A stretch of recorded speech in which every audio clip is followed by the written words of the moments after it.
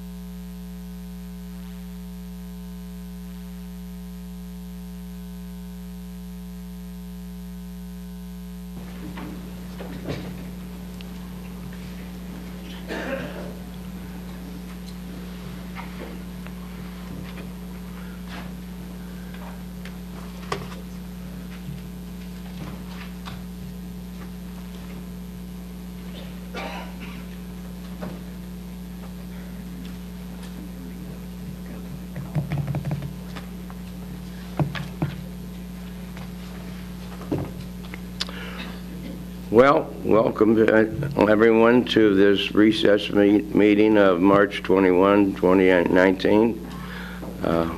We'll call this meeting to order. If everyone would please stand and remain standing. Our county board member, Ms. Mueller, will lead us in the pledge to the allegiance and then introduce our clergy.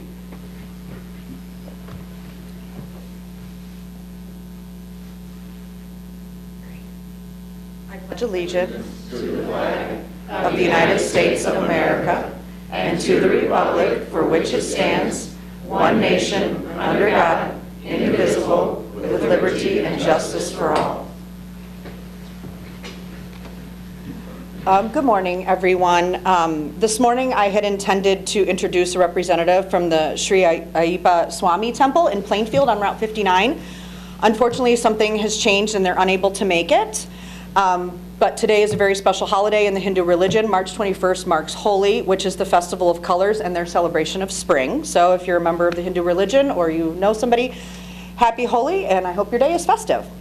Now I'd like to ask everyone to join me in a moment of silence in memory of the people we've lost to senseless violence here locally at home, in our own families, and all over our world.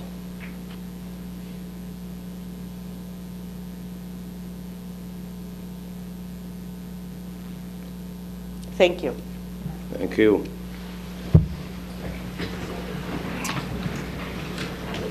Thanks.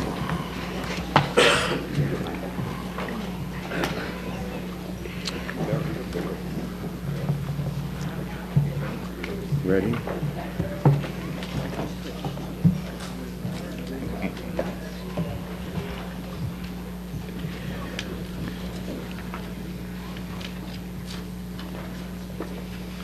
Madam Clerk, would you please call the roll? Ferry. Here. Frizzalone. Here. Ogala. Here. Summers. Here.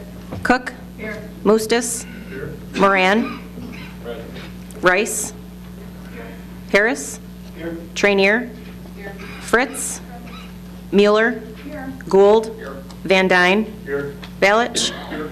Brooks. Here. Parker. Here. Ventura. Present. Dollinger. Here. Markham. Here. Berkowitz. Here.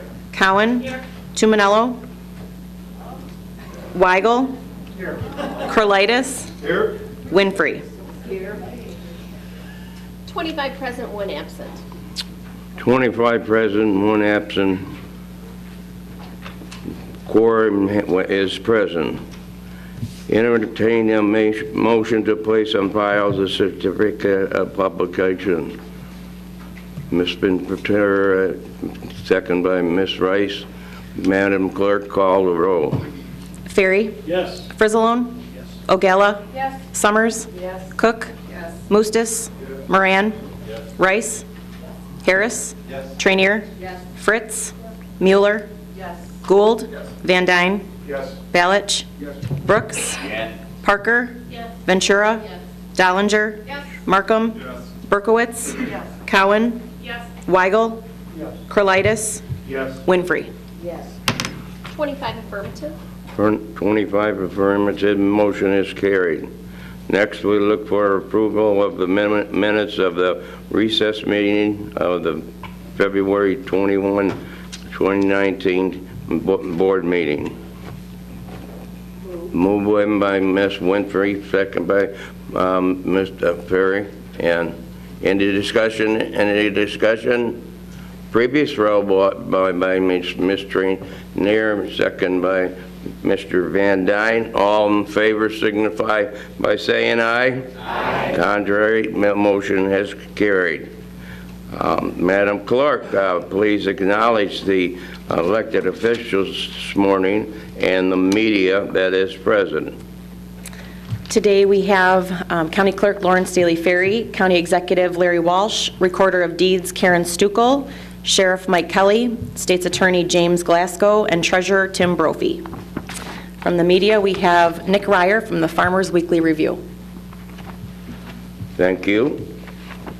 First item on our agenda, honorary resolutions. We have County Board members Joe Van Dyne and Don Gould will come to the podium. We have a very recognizing state championships for the Wilmington High School cheerleading.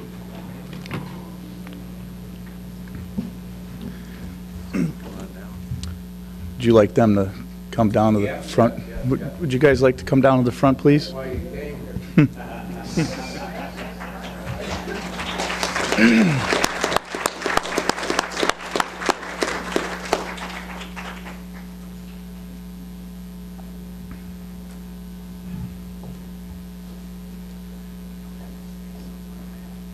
not going to get you in the spotlight. That light's pretty bright. Right.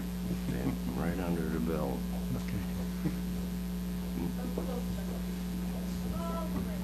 All the way right here. There. There you go. A proclamation honoring the Wilmington High School cheerleading team state championship. Whereas it is the intent of the Will County Board and the Will County Executive to recognize outstanding achievements of individuals and organizations in Will County, and whereas the Wilmington High School cheerleading team placed first in the small division state championship at the IHSA state cheerleading competition on February 2nd, 2019, and whereas the Wildcats claimed their second state championship, and this was the 11th year they qualified for the state finals, and the 7th year they finished in the top 10.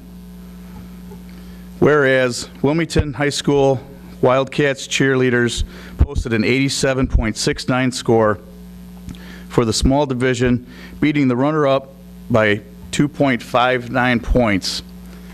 And whereas the success can be attributed to the commitment and dedication of head coach Janine and the Wildcat Wilmington High School cheerleading team.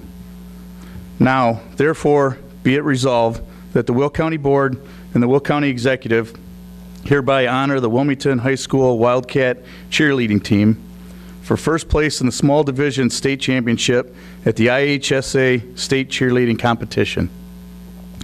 Be it further resolved that Coach Janine and the members of the Wilmington High School cheerleading team be commended for this distinguished honor. Dated this 21st day of March 2019, and I so move. Second. Moved and second. All in favor signify by saying aye. Aye. Contrary, motion has carried. Congratulations.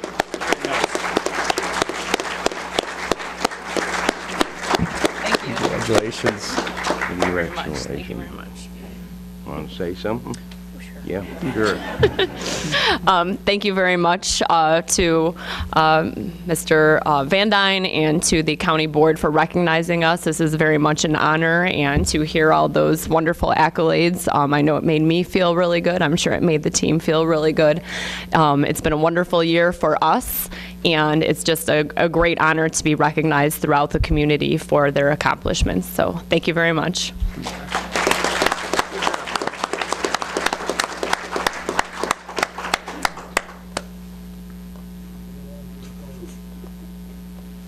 You gonna get a picture? Come on over this way. Up from front. Tall people in the back. I want to I know it's a short person, I can't hear you. Short people go to the front, please. Come on in, girl. Come on over here by me. You gonna do over girls or all that? Trying to see all the faces here, everybody. There you go. That will work.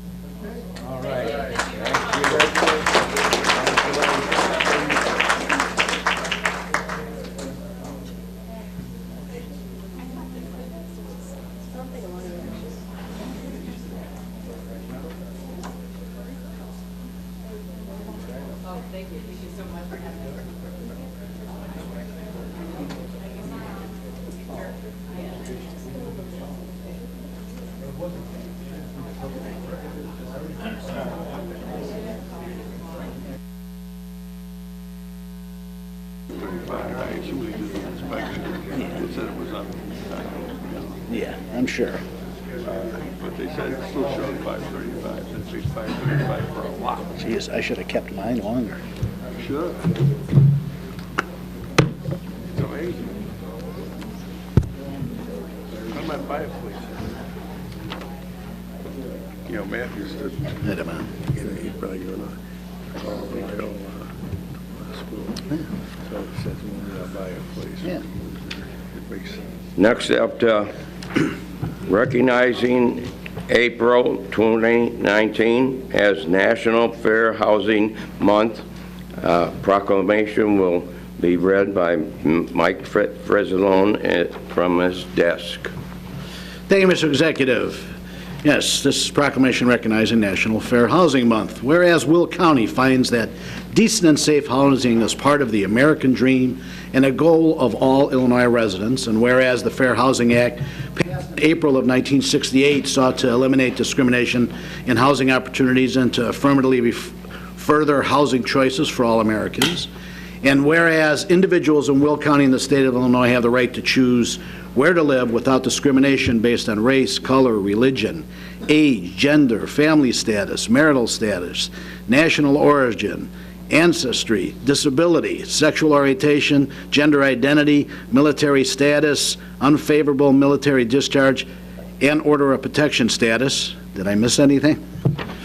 And whereas federal and state law affirms the right of every person to equal housing opportunities, and whereas fair housing is a positive community good, providing economic stability, community health, and human relations in all communities and the state of Illinois, and are improved by diversity and integration, and whereas the talents of grassroots and nonprofit organizations, housing service providers, financial institutions, elected officials, state agencies, and others must be combined to promote and preserve integration, fair housing, and equal opportunity. Now, therefore, it be resolved that the Will County Board and the Will County Executive hereby proclaim the month of April as National Fair Housing Month, and to establish Will County as an open and inclusive community committed to fair housing. Be it further resolved that the Will County Board and the Will County Executive encourage all agencies, institutions, and individuals, public and private, in Will County to abide by the spirit of the Fair Housing Act and to promote appropriate activities by private and public entities intended to provide or advocate for integration and equal housing opportunities for all residents and prospective residents of Will County. Dated this 21st day of March 2019, signed by Lawrence M. Walsh, Will County Executive, and attested by Lawrence Staley Ferry, Will County Clerk. And I so move. Moved by Mr. Frizzalone, second by Ms. Winfrey. Any discussion? All in favor signify by saying aye. Aye. Contrary, motion has carried. Thank you, Mr. Frizzalone.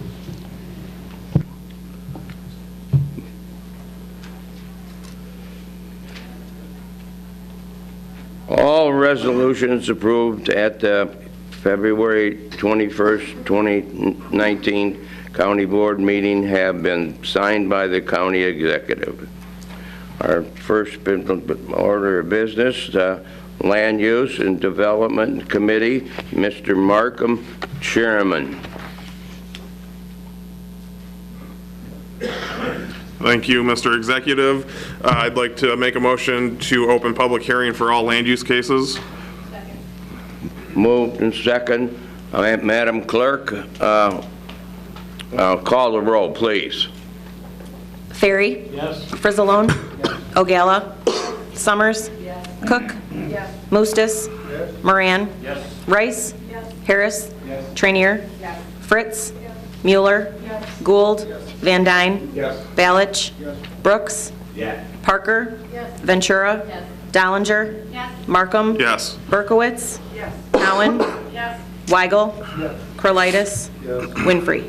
Yes. 25 affirmative. 25 affirmative. We are in public hearing. Please be advised, absolutely no new evidence or information will be allowed once this land use public hearing is closed. Today we have 3 cases to be heard. Case ZC 18-086, ZC 18-087, and ZC 18-094. Now, we got a number of people that has signed in regard on the liquor license, and is that's a this second one? There's only one, yeah, okay.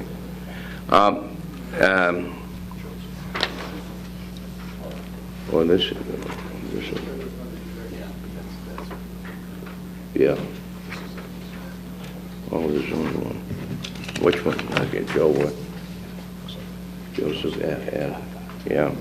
We got one gentleman, Joseph Adcock, and is Joseph here if just to answer questions if need be?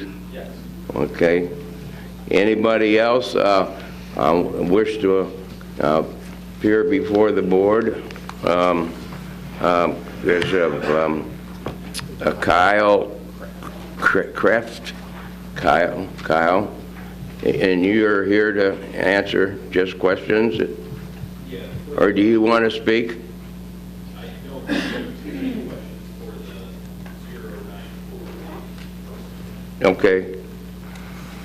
You got questions or? I do not have any questions. Okay, you're here to answer them. Yeah. Okay. So that's two. Anybody else here for the zoning cases? You want to come up and speak? You don't, no.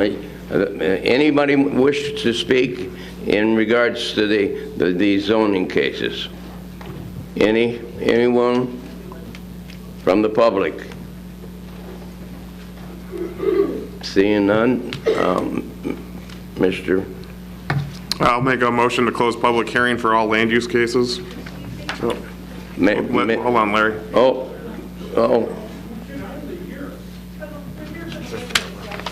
Pat, pardon me? But, We're here to address the liquor ordinances. Is that part of what we Not yet. no, so just, Not yet. that's, Under. that's at the executive part of committee? Huh? Yeah, it's further down on your agenda. Okay, these are zoning issues. So, Mr. Markham, I've made a motion to close the public hearing. Second by Mr. Van Dyne. Madam Clerk, call the roll.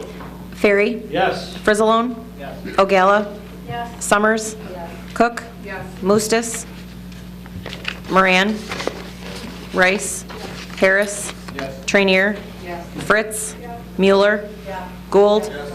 Van Dyne? Yes. Balich? Yes. Brooks? Yes. Parker? Yes. Ventura? Dollinger? Yes. Markham? Yes. Berkowitz? Yes.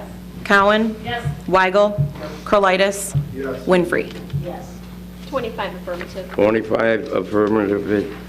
Our public hearing is closed. Please continue, Mr. Markham. All right, first up, we have an ordinance amending the zoning ordinance for zoning case ZC-18-086. They're requesting a zoning map amendment from A1 to E3 for parcel 2 in Green Garden Township, commonly known as 8686 Drill Road in Frankfort, Illinois, and I so move. Moved by Mr. Markham. Second by... E1, I'm sorry, I misspoke, it's E1. Sorry, I was reading the wrong one. Let me, A1 to E1. Okay. Yeah, okay. Moved by Mr. Markham, second by Miss Summers. Any discussion? Any discussion? Previous roll by Ms. Cook, second by Ms. Cowan. All in favor signify by saying aye. Aye. Contrary, motion has carried. Next up, we have ordinance amending the zoning ordinance for zoning case ZC-18-087. This is zoning map amendment from C2 to R5 in Lockport Township, commonly known as vacant parcel on California Avenue, Lockport, Illinois, and I so move. Second, Mr. Dollinger. Any discussion? Any discussion? Previous roll call by Mr. Gould, second by Mr. Weigel. All in favor signify by saying aye. Aye. Opposed? Motion carried. Next up, we have ordinance amending the zoning ordinance for zoning case ZC-18-094. It's Gallagher Asphalt Corporation, and it's a special use permit for a solar farm in Joliet Township, commonly known as 1711 South Brandon Road in Joliet, Illinois, and I so move.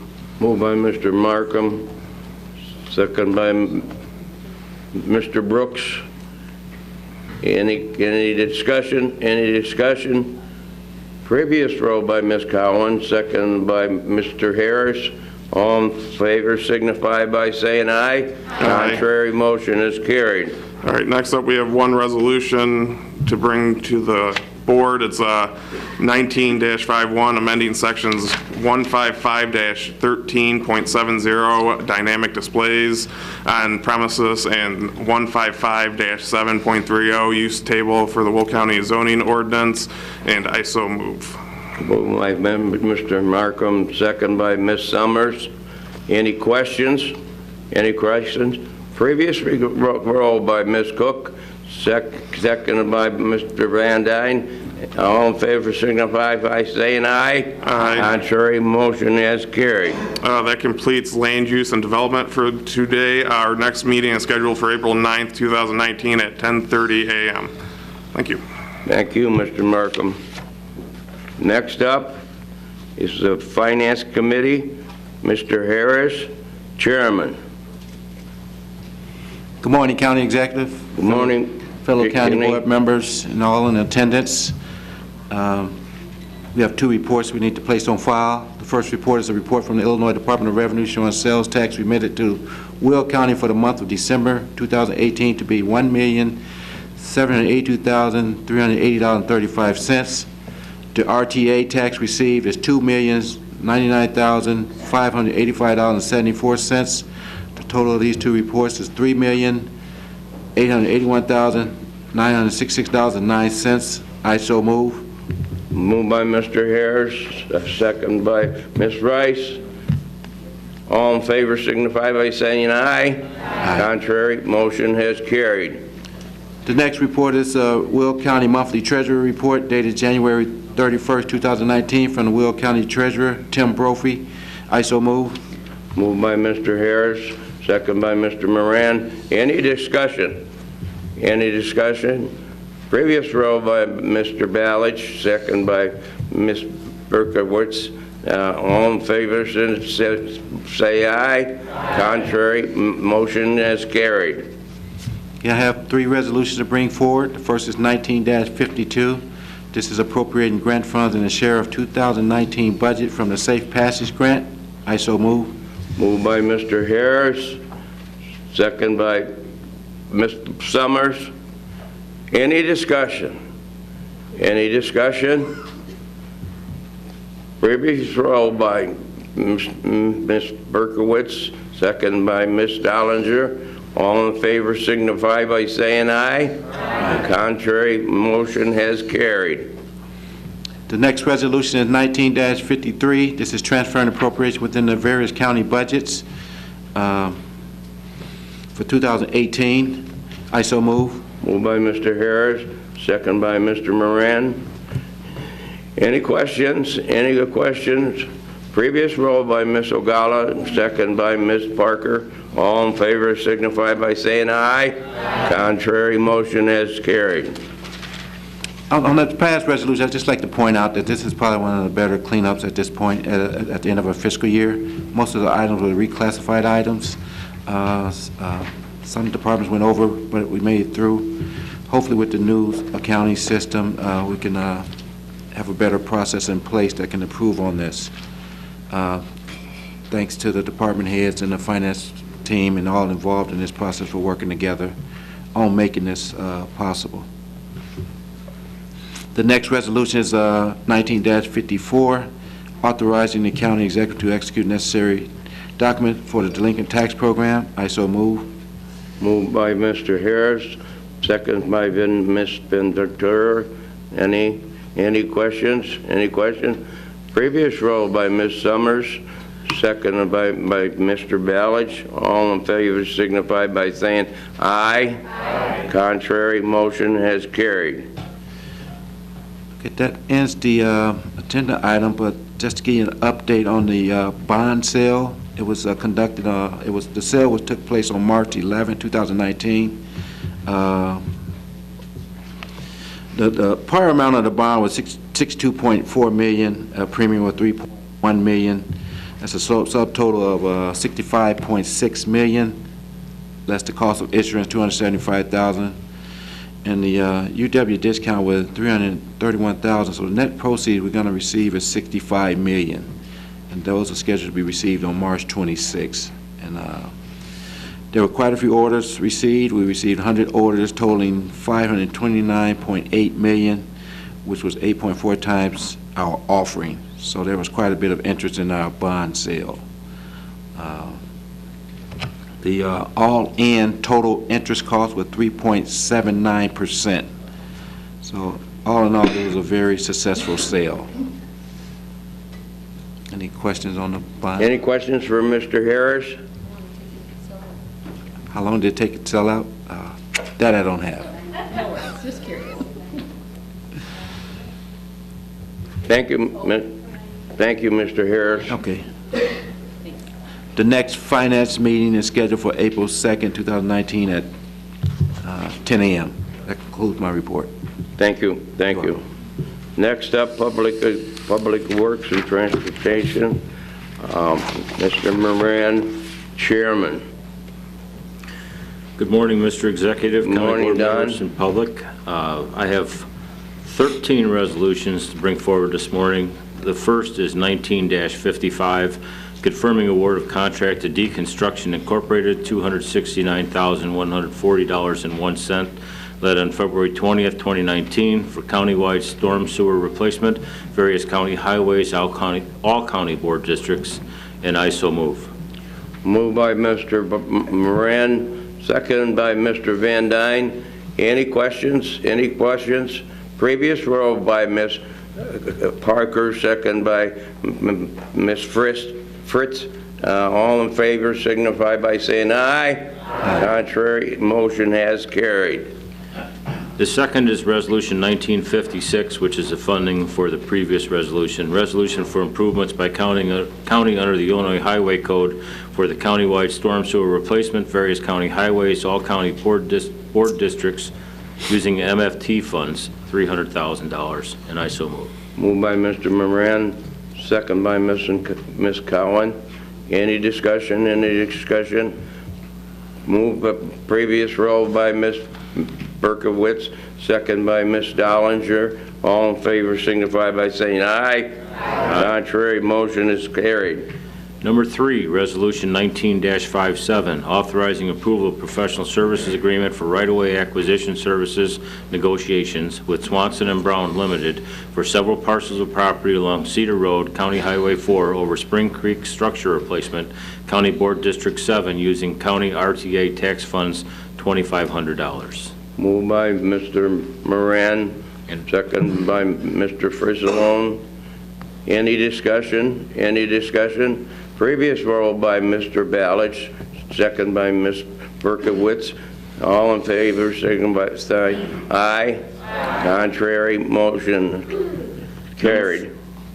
Number 4, Resolution 19-58, authorizing approval of professional services agreement for right-of-way acquisition services appraisals with Hampton, Lenzini, and Renwick Incorporated for several parcels of property along Cedar Road, County Highway 4, over Spring Creek structure replacement, County Board District 7, using county RTA tax funds, $2,200, and I so move. Moved by Mr. Moran, second by Mr. Balich.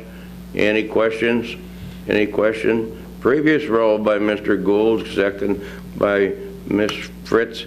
All in favor signify by saying aye.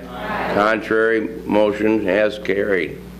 Number 5, Resolution 19-59, authorizing approval of professional services agreement for right-of-way acquisition services review appraisals with Civil Tech Engineering Incorporated for several parcels of property along Cedar Road, County Highway 4, over Spring Creek structure replacement, County Board District 7, using county RTA tax funds, $1,600, and I so move.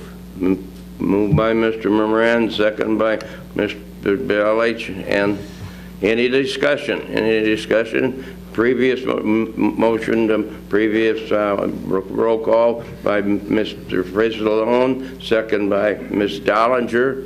All in favor signify by saying aye. Contrary, motion has carried. Number 6, Resolution 19-60, authorizing approval of an IDOT County joint agreement for improvements on Manhattan Arsenal Road, County Highway 17, from Baseline Road to Magnolia Drive, County Board District Number 6, and I so move. Moved by Mr. Moran, second by Mr. Gould. Any questions? Previous roll by Mr. Van Dyne, second by Mr. Cowan. All in favor signify by saying aye. Contrary, motion has carried. Number 7, Resolution 19-61, authorizing an intergovernmental agreement between the County of Will and the City of Joliet for the improvement of Mills Road, County Highway 51, and Briggs Street, County Highway 54, County Board District 8, and I so move. Moved by Mr. Moran, second by Ms. Winfrey. Any discussion? Previous roll by Mr. Brooks and second by Ms. Cook. All in favor signify by saying aye. Contrary. Okay. Motion carries. Number 8, Resolution 19-62, authorizing approval of supplemental professional services agreement for design engineering services, Phase 2, with Hutchinson Engineering Incorporated on Briggs Street, County Highway 54, from the I-80 westbound ramps north to Washington Street, Section 17-00053-19-FP, County Board District 8, and I so move. Moved by Mr. Moran, second by Ms. Winfrey. Any questions? Any questions? Motion for previous roll call by Mr. Brooks, second by Mr. Markham. All in favor signify by saying aye. Contrary, motion has carried. Number 9, Resolution 19-63, authorizing the appropriation of MFT funds, $65,000 for supplemental design engineering services, Phase 2, by the county under Illinois Highway Code for Briggs Street, County Highway 54, from I-80 westbound ramps north to Washington Street, County Board District 8, and I so move. Moved by Mr. Moran, second by Ms. Winfrey. Any discussion? Any discussion? Previous roll by Ms. Cook, second by Ms. Berkowitz. All in favor say aye. Aye. Contrary, motion is carried. Number 10, Resolution 19-64, authorizing approval of amended IDOT County Joint Agreement for Improvement on Weber Road, County Highway 88 from 135th Street to Normantown Road, County Board Districts 3 and 13, previously approved as Resolution 18-53 on February 15, 2018, and I so move. Moved by Mr. Moran, second by Ms. Rice. Any question? Any question? Previous call, roll call by Mr. Karolitis and second by Ms. Berkowitz. All in favor signify by saying aye. Aye. Contrary, motion carried. Number 11, Resolution 19-65, providing title commitment reports for use by county from Wheatland Title Guarantee Company for 80th Avenue, County Highway 83 from 191st Street, County Highway 84 to 183rd Street, Section 06-00122-16-LA, County Board Districts 2 and 12, and I so move. Moved by Mr. Moran, second by Ms. Cook. Any questions? Any questions? Previous roll call by Mr. Ferry, second by Mr. Markham. All in favor say aye. Aye. Contrary, motion carried. Number 12, Resolution 19-66, authorizing approval of professional services agreement for design engineering Phase 2 with Willett Hoffman and Associates Incorporated for Crete Township Road District, County Board District 1, and I so move. Moved by Mr. Moran, second by Ms. Summers. Any question? Any questions? Previous roll by Ms. Ogala, second by Ms. Dollinger. All in favor signify by saying aye. Aye. Contrary, motion has carried. Number 13, Resolution 19-67, granting a variance for the proposed Four Seasons community on Cedar Road, County Highway 4, County Board District 7, and I so move. Moved by Mr. Moran, second by Mr. Balich. Any question? Any questions? Previous roll by Mr. Frizzalone, second by Ms. Ogala. All in favor signify by saying aye. Aye. Contrary, motion has carried. I'd like to report that we sent a resolution up to the NACO, National Association of Counties Legislative Conference on the regulation of air ambulances that passed the NACO Transportation Steering Committee unanimously. Also, while I was at the NACO meeting, I attended a House Ways and Means Committee meeting on raising the gasoline tax and fuel tax in the United States. There's been a long debate for a long time, and as we know here in Illinois, that lives and dies by infrastructure, that that serious federal funding requirements haven't been met, and they continue to not be met, but there's been a lot of consternation over how to go about it. It seemed to be the consensus of the House Ways and Means Committee that there was support on both sides of the aisle, with the exception of one congressman, to raise the fuel tax to immediately infuse money into the National Highway Trust Fund. So I'm encouraged by that, and hopefully we'll see something come down the road that will help us get a little bit better federal funding for projects here in Will County. That's all I have. The next Public Works and Transportation Committee meeting is scheduled for April 4th, 2019 at 9 a.m. Thank you, Thank you. Mr. Moran. Great report. Next up is the Judicial Committee. Mr. Markham, Chairman. Thank you again, Mr. Executive. Judicial Committee has nothing for the board to consider this month. Our next meeting is scheduled for April 2nd at 9 a.m. Thank you. Thank you. Next up is Public Health and Safety Committee. Ms. Summers, Chairperson. Good morning and thank you. Good morning, Lori.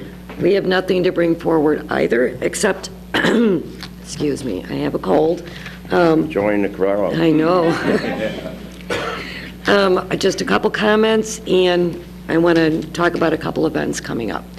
I'm really grateful that we passed the Fair Housing Act today. We've been working very hard on this in public health and safety, and one of the issues we were finding was housing for those who are in need, whether they're in recovery, have mental health issues, or are transitioning out of our judicial system. Awesome. I'm glad to have that. That being said, we have a forum that is going to be held on March 30th at the New Lenox Silver Cross Hospital Conference Center regarding issues with mental health, illness, and substance abuse. There will be several people from the county speaking about that. And it is a pre-event. It is from 10 in the morning till 12, and I would love to see everybody attend. It's going to be very informative, and we can keep moving this initiative forward. The second announcement I have is Sunny Hill is having a chili dog and chip sale on Friday, March 29th from 11 to 2 in the Main Street Activity Room. It would be great to see everyone attend. All those proceeds benefit Friends of Sunny Hill, who have just been instrumental in helping out Sunny Hill. And that's it. And our next meeting will be held following the Forest Preserve District meeting at Sugar Creek on April 3rd at 9:30 a.m. Thank you very much, Lori. You're welcome. If you need a sour drop lemon, help yourself. Come up. Next up, Legislative and Policy Committee. Jackie makes Ms. Traynere chairperson. Good morning, Executive Walsh. Good morning, fellow Jackie. county board members and all of our lovely public today. We had a great NACO conference. The theme was Stronger Counties. I attended a really wonderful luncheon. Pull your microphone down just a little bit. Area. The topic was leading local efforts to reach young children. It spoke specifically to the studies that have just been completed about the importance of developing our young people, actually from really when they're not even born yet, when they're in the womb, all the way to age 3, and the speed by which the brain grows and the amount of things that a young child can learn, and also the damage that can be done at such a young age. So that was very interesting, and I'll be on a task force conference call this afternoon about that. Mr. Frizzalone attended and is a member of the committee, Finance, Pensions, and Intergovernmental Affairs. We learned quite a bit about how far ahead we are in Will County with our OPEB responsibilities compared to many of the other counties in the U.S.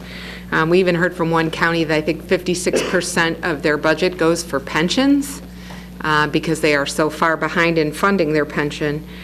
So that was very interesting. We learned a little bit about elections and the hope for a funding stream to help all counties and all governmental bodies conduct elections, modernize them, stabilize the system going forward, and keeping a funding flow there so that, you know, county governments can count on some money to move things along. Our election process really, in some ways, hasn't changed very much in 200 years. We're still doing it on that second Tuesday in November, and you know, there's just an awful lot of things that aren't the same anymore. It's good that we have early voting and vote by mail here in Illinois, and now automatic registration when you go to the motor vehicle building. We had a county cannabis roundtable, and it was reported by my fellow county board members that no free brownies were passed around. Might have been nice. I did see a presentation yesterday on cannabis down at the Will County Governmental League, day before yesterday. It does sound like this is going to be moving forward in Illinois. There was a real strong support. We had a board member, Mark Ferry, attend the Veterans and Military Services session, and he got quite a bit of information about what we're doing to help veterans across the county. We had, of course, the representation on the Transportation Committee, and Don Moran had already given us an update on that. Our state meeting had a huge turnout, in thanks in part to the merger of the various county organizations into the new ISACO group, and the UCCI, and I'm not even sure what the acronym's for, United Council of Counties, I think, purchased a number of new counties, their membership into NACO. So we had like a room full of people, which is a big improvement from what I understand. And we have our next NACO thing coming up in July, and I understand Judy Ogala's volunteered to go to the Justice Committee group and get some information there, and Lori will be with us next time for healthcare, so it'll be a really good conference in July when we go to elect new leadership.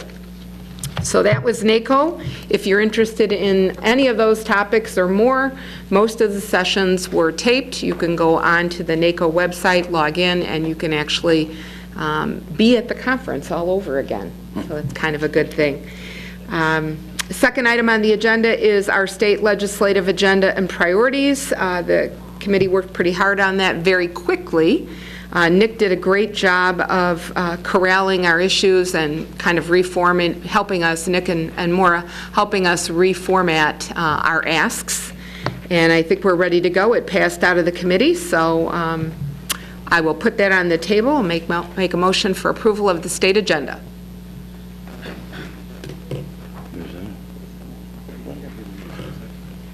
A motion made by Mr. Trainier to put the state legislative agenda on priorities.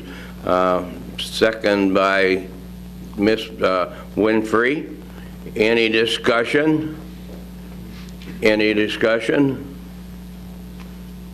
Madam Clerk, call the roll. Perry? Yes. Frizzalone? Yes. Ogala? Yes. Summers? Cook? Yes. Mostis? Moran? Rice? Yes. Harris? Yes. Trainier? Yes. Fritz? Mueller? Yes. Gould? Yes. Van Dyne? Yes. Balich? Yes. Brooks? Yeah. Parker? Yes. Ventura? Yes. Dollinger? Yes. Markham? Yes. Berkowitz? Yes. Cowan? Yes. Weigel? Yes. Curlitis? Yes. Winfrey? Yes. 25 affirmative. 25 affirmative as passed. That is wonderful. I look forward to any and all assistance from my fellow county board members in moving this agenda forward, meeting with their legislators, talking about the issues. Our next policy, legislative and policy committee meeting will be scheduled on April the 9th at 9 a.m. Thank you for your report, Ms. Trainier. Next up, Capital Improvement Committee, Mr. Brooks, Chairman. Good morning, Mr. Executive. Let me first thank Tyler Markham for chairing this committee in my absence on this month. But while I was gone, this is what he did. An update on capital improvement projects.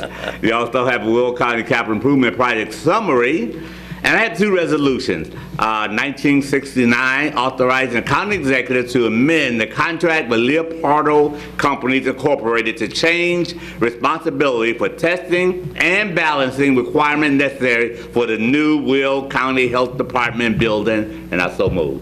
Moved by Mr. Brooks, seconded by Ms. Summers. Any discussion? Any discussion?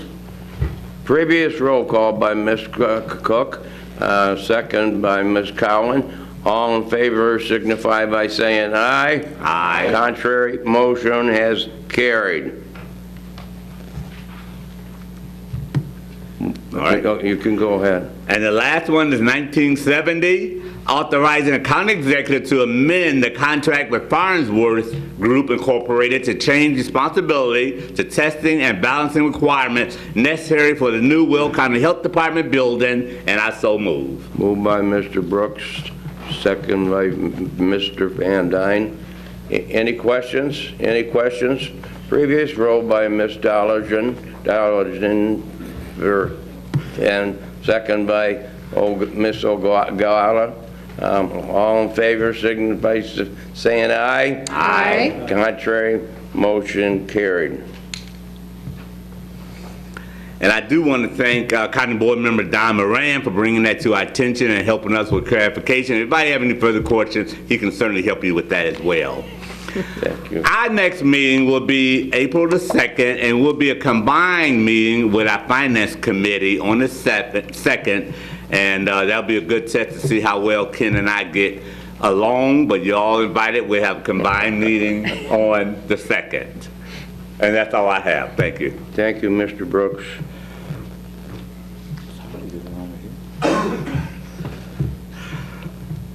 Next up, our Executive Committee, Ms. Winfrey, Chairperson. Good morning, Mr. Executive. Good morning, Denise. Good morning, fellow board members. Good morning. Mr. Executive, I want to move to go into public hearing for amending the Will County Liquor Control Ordinance, Chapter 110 of the Will County Code of Ordinances, and I so move. Moved by Ms. Winfrey and second by Ms. Summers. Madam Clerk, call the roll. Ferry. Yes. Frizzalone. Yes. O'Gala. Summers. Yes. Cook. Yes. Mustis. Yes. Moran. Yes. Rice. Yes. Harris. Yes. Trainier. Yes. Fritz. Mueller. Yes. Gould. Yes. Van Dyne. Yes. Balich. Yes. Brooks. Yes. Parker. Yes. Ventura. Yes. Dollinger. Yes. Markham. Yes. Yes. Berkowitz. Cowan. Yes. Weigel. Yes. Krolitis. Yes. Winfrey. Yes. 24 affirmative. 24 affirmative. We are in public hearing. Ms. Winfrey, want to... We have a number of people signed up for the public hearing, Mr. Executive, Explain what we're doing, okay?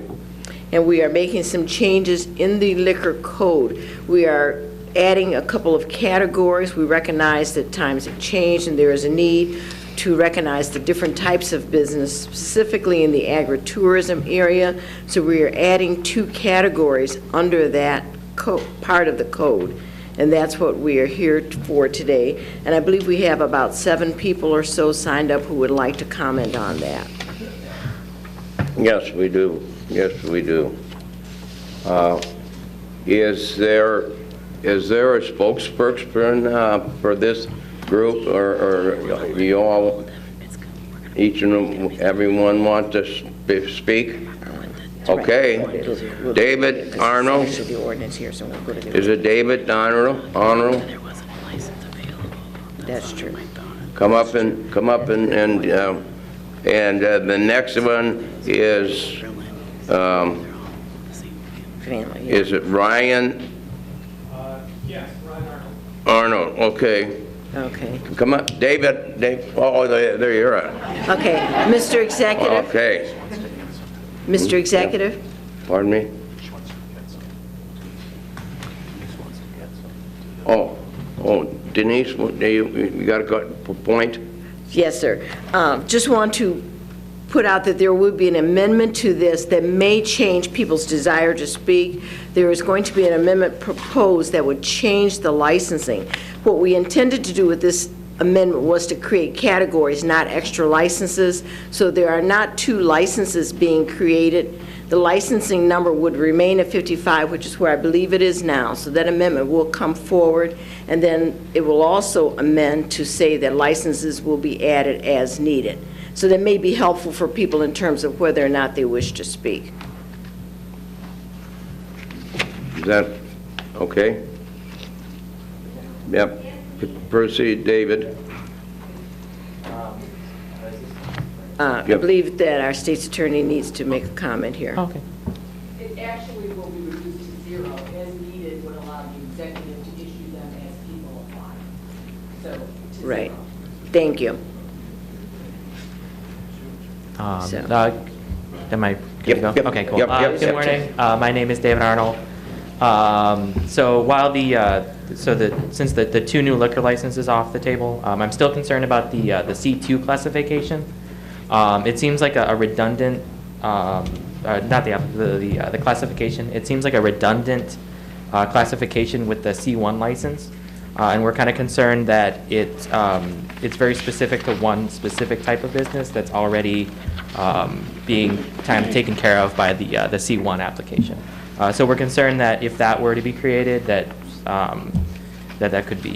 could be used for one business to apply to multiple different classifications rather than just the one that was specifically created for it.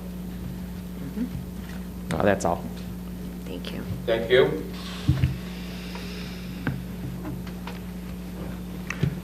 Next up is Ryan Arnold, and following him is Grace Arnold. They sound from the same house. Couldn't they have put that together? Hello, my name is Ryan Arnold. I'm a resident of Frankfort, Illinois, and I'm here to object to the amendment.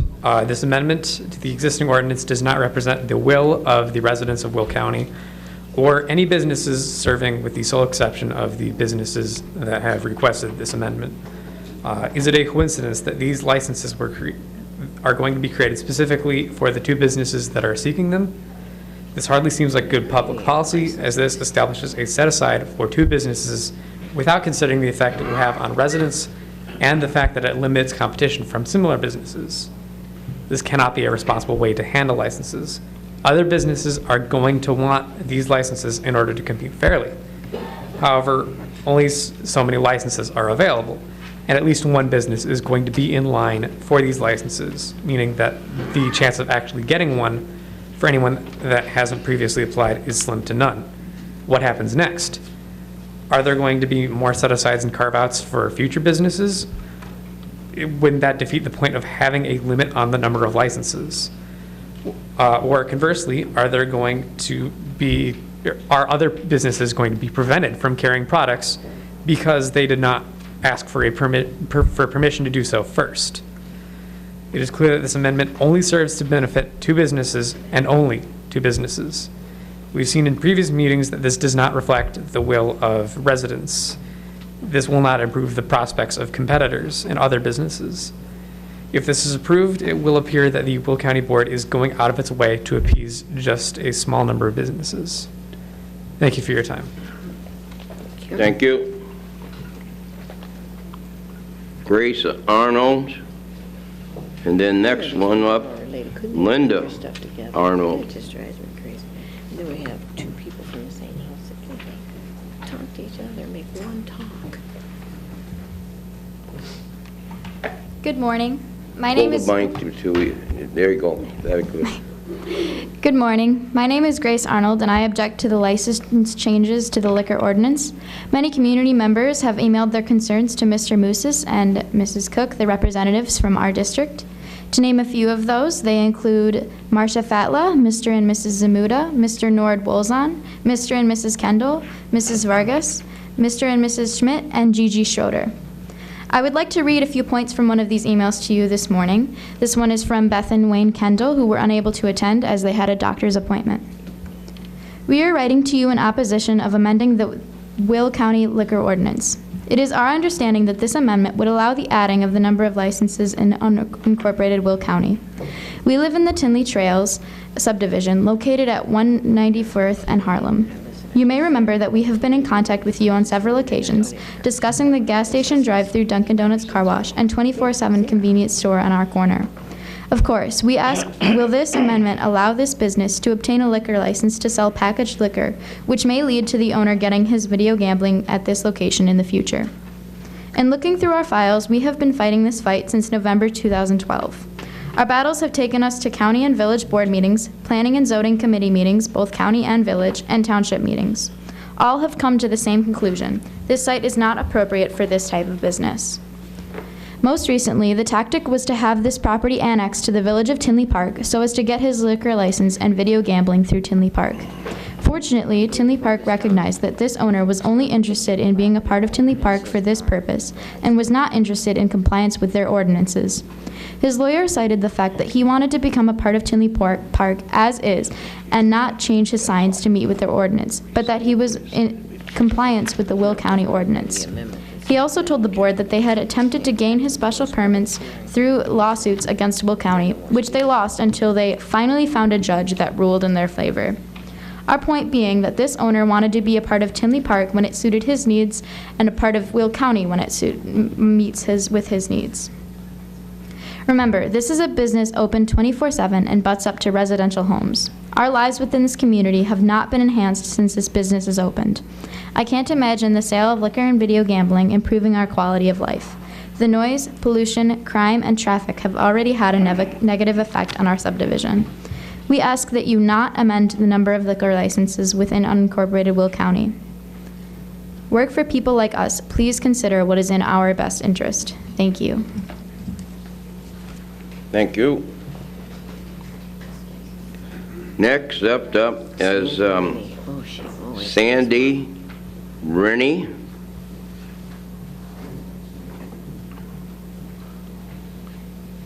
And after Sandy is Camille Tess, Tess.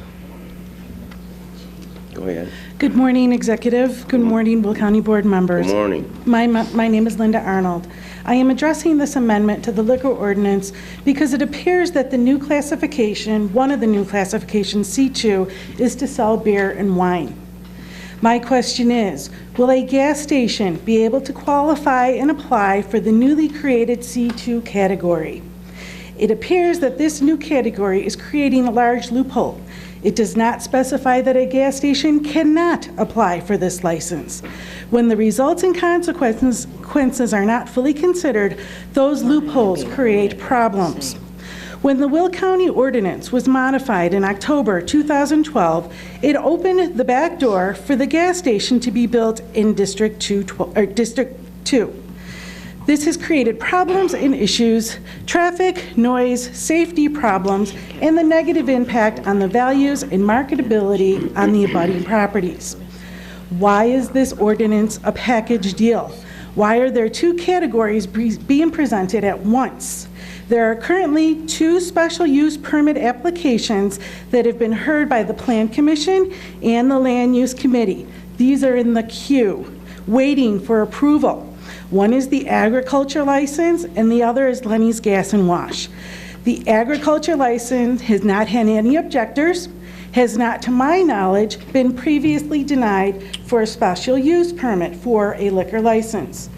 The special use permit for the liquor license for that gas station was first denied by the Will County Board, March 21st, 2013. The board members that voted no and denied it are Harris, Trainier, Baelish, Ferry, Winfrey, Brooks, Fischelone, Wilhelmi, Moran, Weigel, Mustis, Ogala, Hart, Collins, McDermott, Gould, Freitag, Goodson, Bible, Rice, and Izzo. The addition of a liquor store in a gas station will add on more hardships such as parking, moral conflicts, more traffic, additional truck traffic from the liquor deliveries, and additional safety concerns. How will the addition of a liquor store help and add value to the community? Does the income gained from the sales tax on the addition of liquor sales really outweigh your homeowners and constituent safety concerns? I am requesting that you have higher standards, requesting that you have the opportunity to vote on each new category individually. These categories do not go hand in hand. They should not be approved as a package.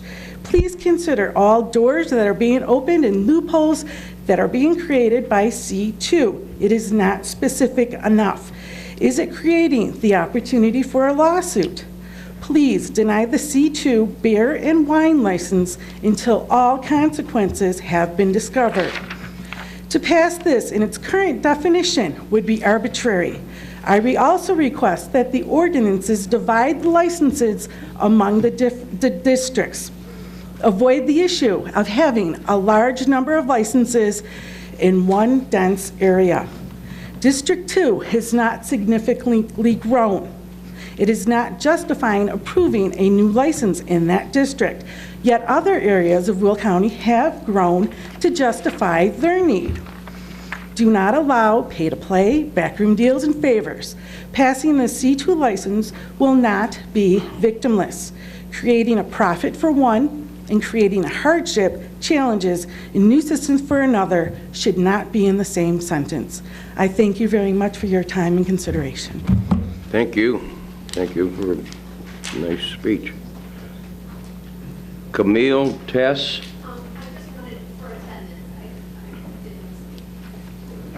Andy Test. Yes, Sandy Rennie. Oh, Sandy? Sandy? Oh, okay. Okay, come on, up.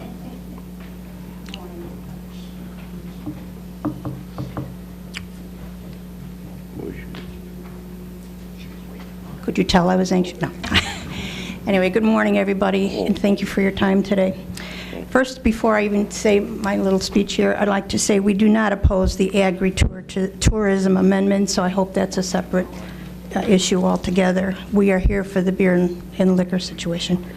So, I am here this morning on behalf of my family and the many families who are part of our neighborhood watch group in our community that could not attend today given their job obligations to address the amending Chapter 110 Alcoholic Beverages Code Ordinance that is here before you today for consideration.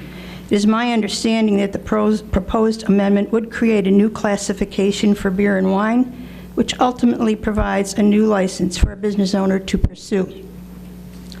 So I would first ask you to look at 5th paragraph of that amending ordinance, which basically states, and I quote, that in the interest of protecting the health, safety, and welfare of the people of Will County, the Will County Board desires to amend the liquor control ordinance so that the classifications and number of liquor licenses available more accurately reflects the need for liquor licenses in unincorporated Will County.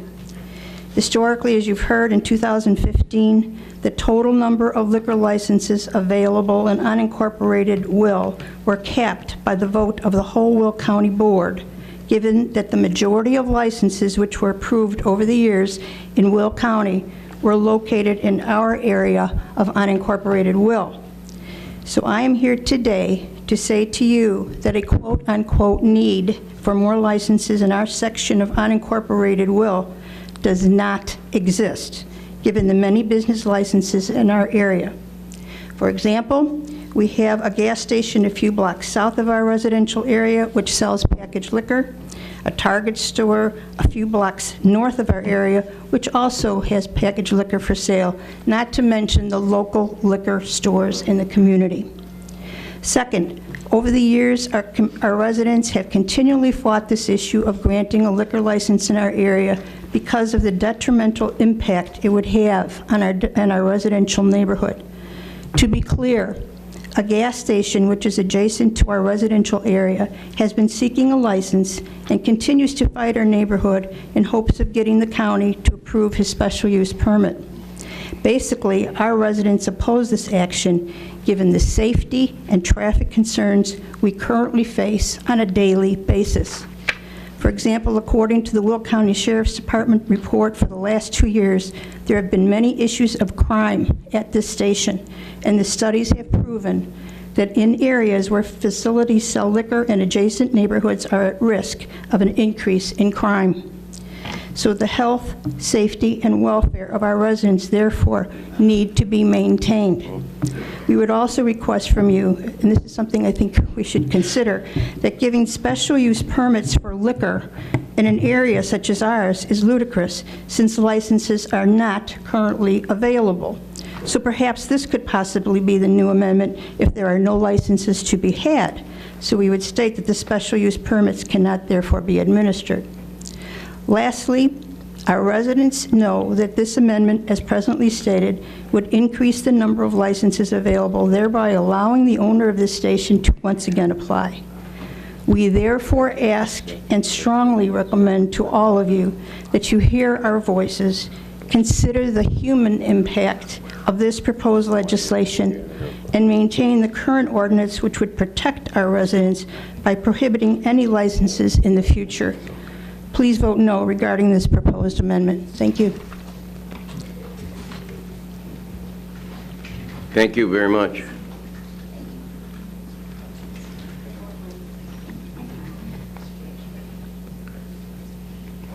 I think on my list is Andy Tess.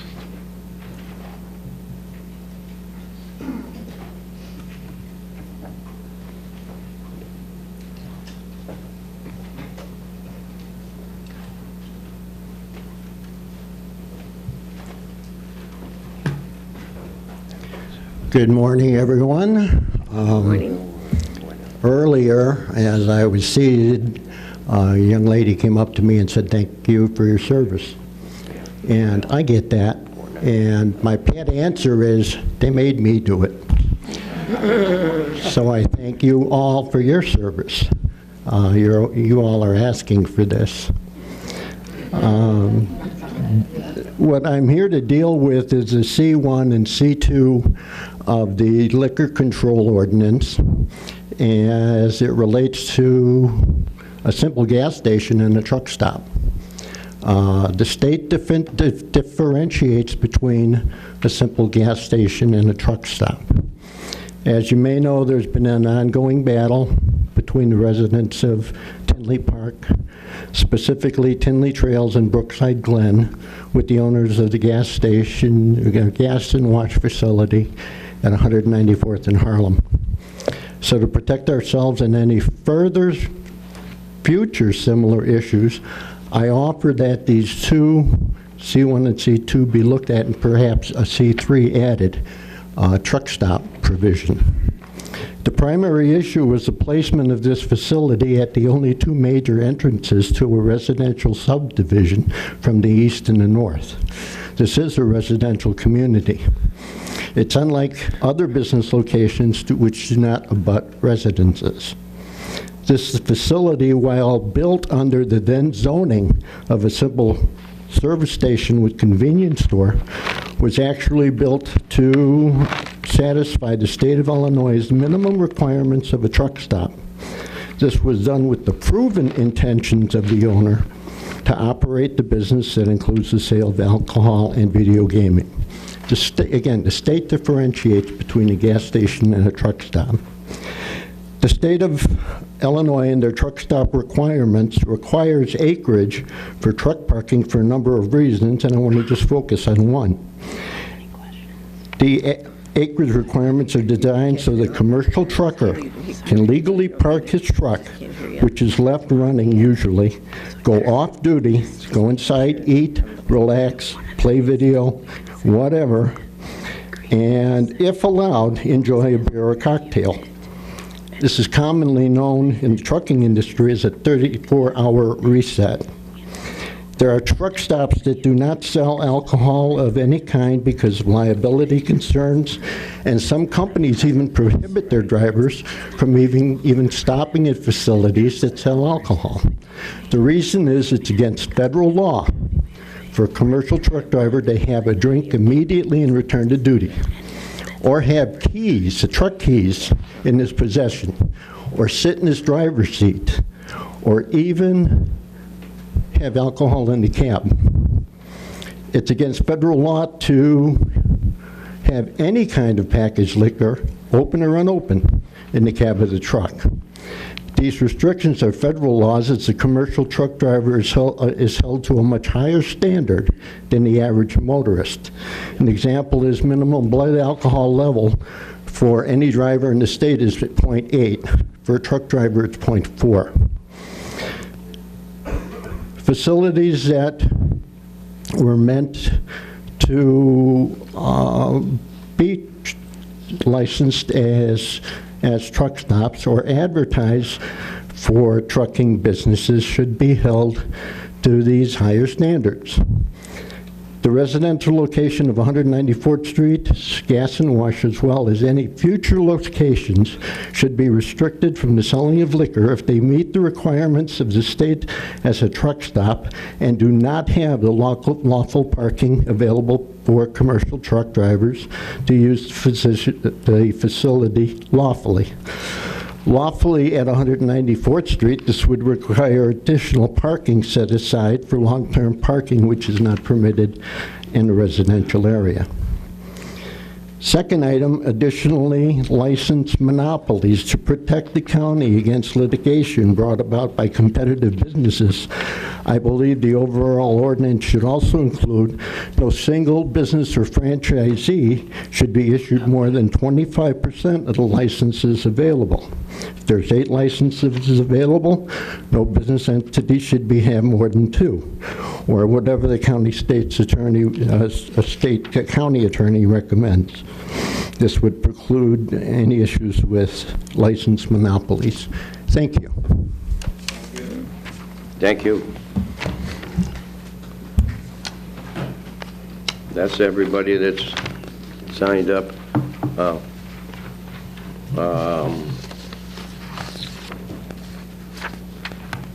Anybody from the public that hasn't spoke want to speak on this issue? Anybody from the public? Ms. Winfrey? Excuse me, Mr. Executive, I move to close the public hearing. Second by Mr. Ferry. Madam Clerk, will you please call the roll? Ferry? Yes. Frizzalone? Yes. Ogala? Yes. Summers? Yes. Cook? Yes. Mustis? Moran? Yes. Rice? Yes. Harris? Yes. Trainier? Yes. Fritz? Yes. Mueller? Yes. Gould? Yes. Van Dyne? Yes. Balich? Yes. Brooks? Yes. Parker? Yes. Ventura? Yes. Dollinger? Yes. Markham? Yes. Berkowitz? Yes. Cowan? Yes. Weigel? Yes. Krolitis? Yes. Winfrey? Yes. 25 affirmative. We are out of public hearing. Okay. Please continue, Ms. Winfrey. Thank you. Mr. Executive, just for the record, we in Will County do have a moratorium on gaming. It is not a part of this ordinance or licensing or public hearing at all. We are not doing anything at all with gaming today. It is not on the table for us at all. The other thing is that we are adding categories, not licenses. So just want to put that out there. So then the resolution that I have is 1971, amending Chapter 110, the alcoholic beverages of the Will County Code of Ordinances, and I so move. Moved by Ms. Winfrey, second by Ms. Ventura. Any discussion? Yes. Mr. Musta? Yes, Mr. Executive, I'd like to propose a amendment to this ordinance in section 110.023, where it says number of licenses. You'll see there's a strike out of 55 and next to it 57. I'd like to propose that that number go back to 55 and we will not be adding any additional licenses. And also where the C2 be put where it says now not to exceed 1, that it would be 0. And for also for the agritourism AG, Class AG, that also be not to exceed 1 and now say 0. So I will make a motion to those amendments to the proposed agreement. Moving second by Mr. Frizzalone. Do you have all that written down for the clerk? Yes. I have not written it down, Well, but he has his paper but marked did you down. get it? Did you get it? Lana knows what it is, because I went over with Lana. So Lana, Okay. We're set. Okay, okay. Further discussion? Ms. Ventura? I don't have any issues with the amendment, but What? Please. Leave it alone or let him do it. She's not saying anything. What? Yeah, yep. No, yeah, I know.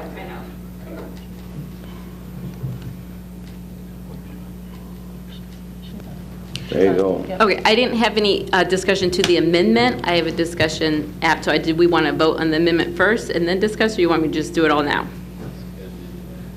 What do you want to? He made an amendment and Yes, was yeah, motion, so, we will discuss yet the amendment. right, so my and- discussion is not for the amendment, so that's why I was saying I can wait until we vote on the amendment. Yeah, absolutely. So, Mr., that's all you want? I do want to have a discussion, but after we vote on the amendment. Okay. Okay, thank you. Mr. Moran? Yeah, could the clerk read the amendments back again? There was quite a bit to digest, and I wasn't ready to write all that down, so I'm not sure exactly what I'm even voting Well, on at this point. that's the problem when we don't have it written out. And then, Madam Clerk, and can you read back in some way, and then the numbers and everything? All right, let's see. This is going to be, Section A would be... Well, you go with the numbers and moving from 55 to 57, back to 55, and this one, that 55 to 0, and Maybe a quarterback could do okay. You think you're keeping on a score of a baseball game? As long as the clerk, Well, the members need to understand exactly what we're amending. This was to be changed from 57 back to 55. This is going to go to 0. And this is to 0. We'll wait for Larry. Right. Wait a minute. Jim, read what you read again, okay? okay, so And so slowly, that we can get the numbers right. I'll do it very slowly. Okay, so this refers to section 110.023, under A, where it currently says 57, I would change it to 55. Back to 55. Back to 55, yes. On the licenses, on the agritourism Class AG, I would make the change from not to exceed 1 to 0. Got it. Right. On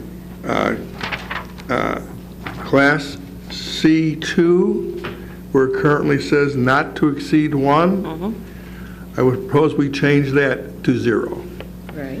And that, Mr. Executive, would be the amendment. Okay. Motion to amend. Okay, so you got that, Lauren and Lana? We've got it. Okay. Yep. So, Mr. Moran? Now I have copies too that I just received from staff, but my question then would be, There you okay. go. My question then would be, why would we create a Class AG and have 0 licenses, and why would we create a Class C2 and allow 0 licenses? I mean, how do we go, if at some point someone applied for those and we decided to give somebody a license, does this preclude us then from creating a license for those areas, even if we meet the 55, in other words? And so we're not creating any more licenses, if someone resigns a license or whatever, we've created a class AG, are we saying that we're never going to issue a license under AG then? It's currently... Explain what... Mr. Rand, it's currently the same system that we currently have. Let's take, if you wanted to apply for a C1 license. Currently, there's none available. You have to go through the process of getting the special use and having an additional license added. So it's no different than we have now.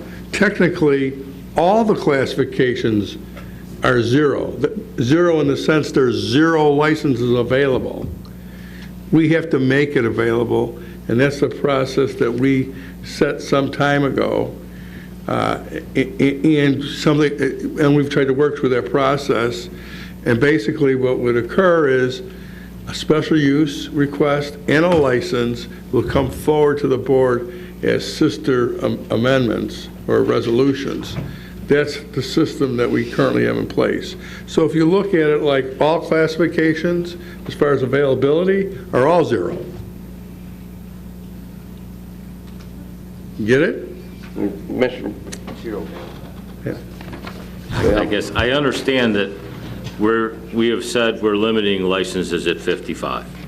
But as I look down this list, it says Class A, not to exceed 6. So I'm assuming that 6 of those, under this 55, you can never exceed 6 as a Class A. Under this 55 number, you can never exceed 12 as an A1. Under this class, under the 55, you can never exceed 7 as a Class B. So if that's true, then we're saying that we're creating a Class AG, but you could never exceed 0 licenses. Is that not true? It's not true. You stated it's not true. I mean, it says not to exceed 6 until we change it. The board can change it to 7 or 8 or 10 or whatever it chooses to do. Currently, it's not to exceed 6. Therefore, there is 0 available. Doesn't mean that the board can't change that number when someone wants to apply.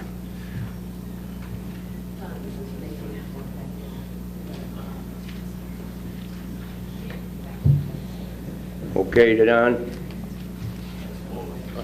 Okay. Mr. Frizzalone?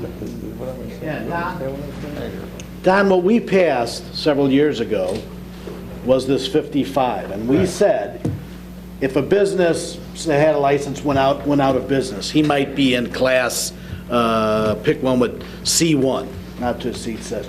If a business went out of business, the liquor license goes away. We go down to 54 as our cap, and then it would say not to exceed 5 in C1.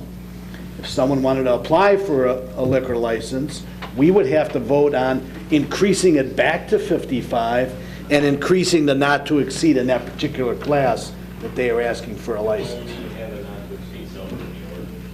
Seems silly to me if we have to vote on it anyway. What's the point?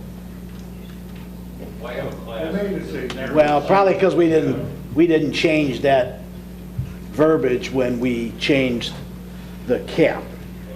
And so we have to vote each time.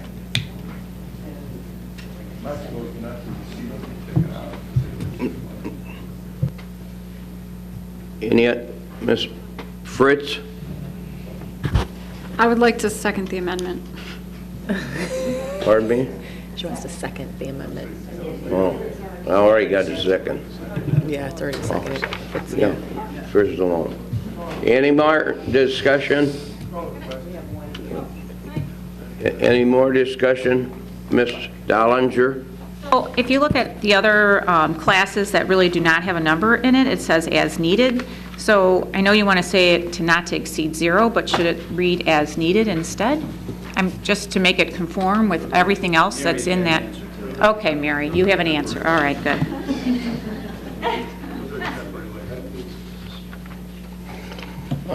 Any other discussion? Any other discussion? Oh, Mary wants to join in. The as needed is for like special licenses that are one-day licenses, and that gives the executive the authority to issue them as people apply without coming to county board. Okay?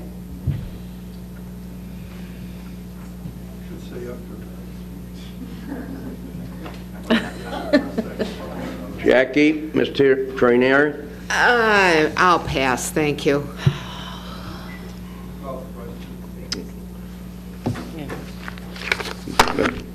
Everybody, okay, Madam Clerk, call the roll. Huh? No, there's... No. That's correct. What's that?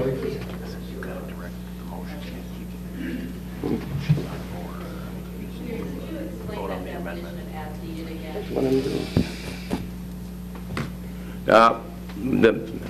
We're voting on Mr. Muser's amendment to Ms. Winfrey's motion.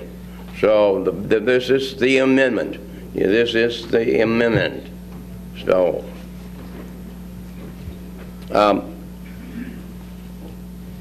Madam Clerk, call the roll. Ferry? Yes. Frizzalone? Yes. Ogala? Yes. Summers? Yes. Cook? Yes. Mustis? Yes. Moran? Rice? Yes. Harris? Yes. Trainier? Yes. Fritz? Yes. Mueller? Yes. Gould? Yes. Van Dyne? Yes. Balich? Yes. Brooks? Yeah. Parker? Yes. Ventura? Yes. Dollinger? Yes. Markham? Yes. Berkowitz? Yes. Cowan? Yes. Weigel? Yes. Kurlitis? Yes. Winfrey? Yes. 24 affirmative, 1 negative. 24 affirmative. The motion has carried. The motion, Mr. Winfrey's motion has been amended. Now, Ms. Winfrey? Yes. Mr. Executive, 1971 as amended, so moved. Moved by second by Mr. Ferry. We ready? What is it now?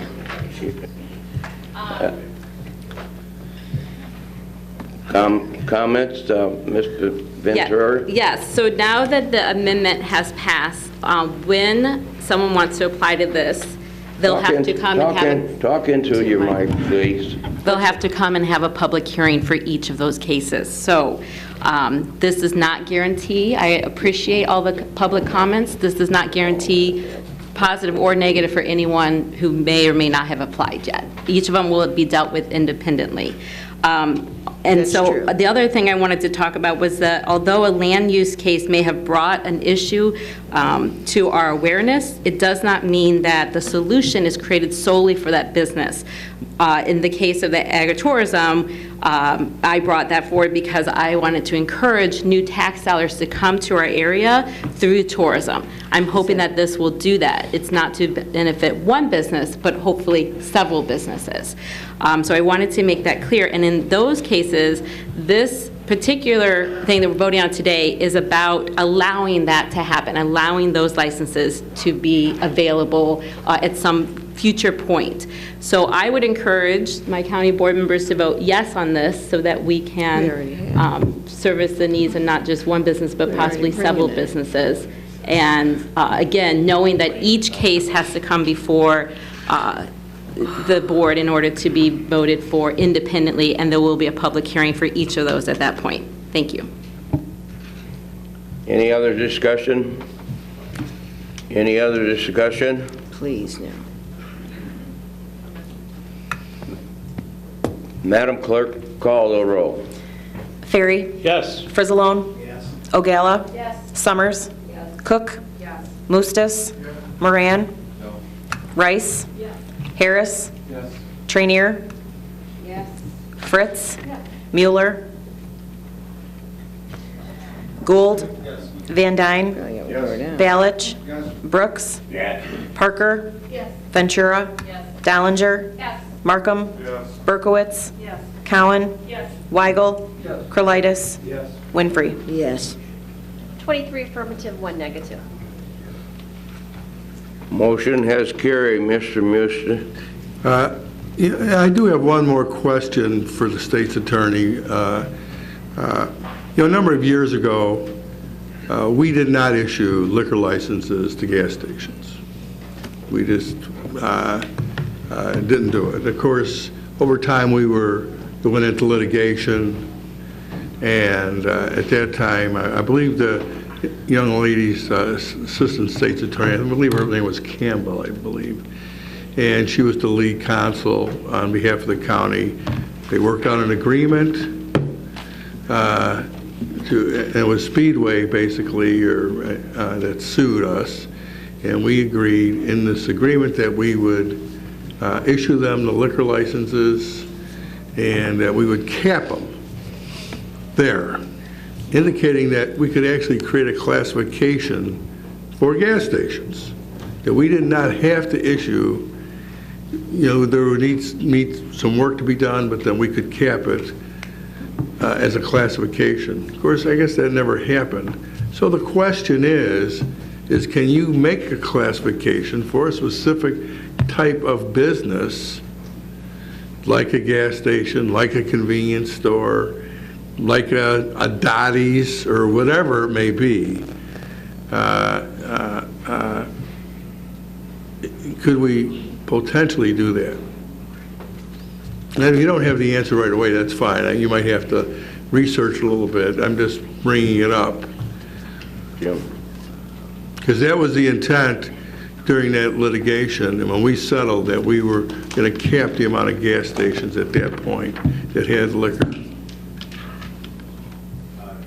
Get back to you on that specific question, but the one thing you did with the C2 here is by creating the lesser amount of packaged liquor without the hard liquor is a smart move, because it gives you like a safety valve with regard to those kind of applications like with a gas station. But before I make the statement, you cannot make that classification. I'd like to make sure that we're on solid ground.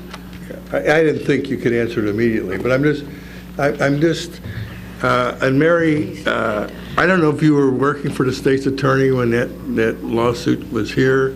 This is quite a few years ago. Not, but you do actually have a category for gas stations and that's on the books right now. Okay, so. C1. Right.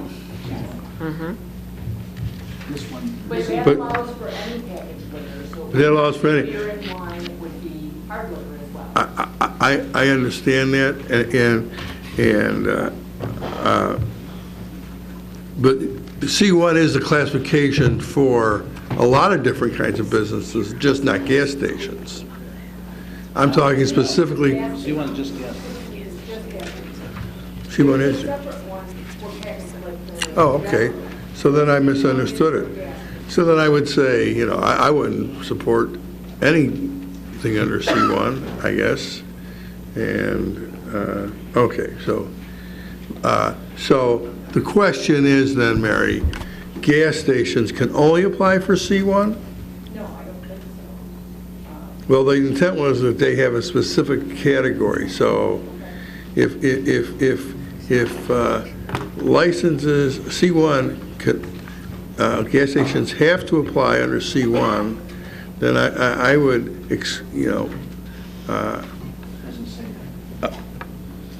doesn't say what? Doesn't say. What it says is, Class C1 license shall authorize the sale of specified premises of a gas station of alcoholic liquor in its original package, not for consumption. It doesn't say a gas station must. And then Class 2 that we just, C2 that we just created, it just says that we shall authorize the sale on the specified premises, not gas station or otherwise, of beer or wine. So they're similar, other than that C1 does designate that for a gas station. So my point is that if there's a designation for a gas station within the ordinance, then that's the one they have to apply for. Correct. Therefore, they can only apply for C1. Correct. Okay. Yes. You get that out there, folks, by the way? Well, I understand, but I understand that. So, but I'm just saying that currently, gas stations are eligible only for C1. So are they in conflict, these two? No, I mean, there could be other businesses that you would be wanting to allow to sell packaged liquor, just beer and wine. So a convenience store, maybe an appropriate use for you to sell packaged liquor, but you don't necessarily want them to have Miss- There would have to be additional gas stations and convenience stores or whatever. Ms. Berkowitz. Mary, you see more and more of these conglomeration of businesses, gas stations with restaurants inside and shopping, little shopping centers. Do we have a specific or specifications for what a gas station is, or is that some way that they can kind of sneak this in? Well, I think a gas station, if we don't have a definition in the ordinance, it would be the definition that would be in the dictionary. And I think people pretty commonly know what a gas station is. It's where you take a vehicle and you put gas in it. So even, yeah. We recently changed the zoning ordinance to kind of address this. I don't know if somebody from the land response to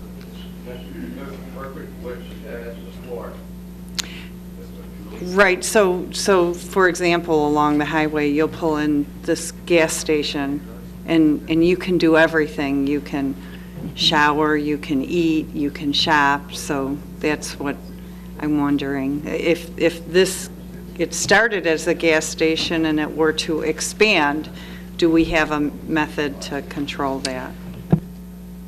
Well, so quite often they may be in the same building, just like a strip mall. Just because they're in the same building does not mean they're the same business. So all of those things would have to be explored when they applied. There's no question that some of the businesses are becoming more complex, but that's, I would hesitate to say that there would be a bright line one way or another. I think that we would have to look at each of those on an individual basis. You know, a couple of years ago, and I don't know, maybe land use folks can make a comment, we did try to address the difference between a gas station and this multiple use kind of plaza, and going more to a PUD process within the zoning ordinance. So I believe we've tried to address this in the last couple of years. I don't think we've had anything come forward since we did the ordinance, but I believe it's pretty much addressed in our ordinance now. Yeah, a gas station and a plaza are not the same. You know, multiple businesses aren't the same. So Mary, maybe I missed it. Clarify for me again. Under G, we have the C1 license and we have the C2 license. The C1 license mentions gas station, all liquor. The C2 license only mentions beer and wine, but not a gas station. Correct. So because that's under G, are we to assume that C2 is for a gas station or not? I don't have the ordinance in front of me, Yeah, I'm right sorry, there. so.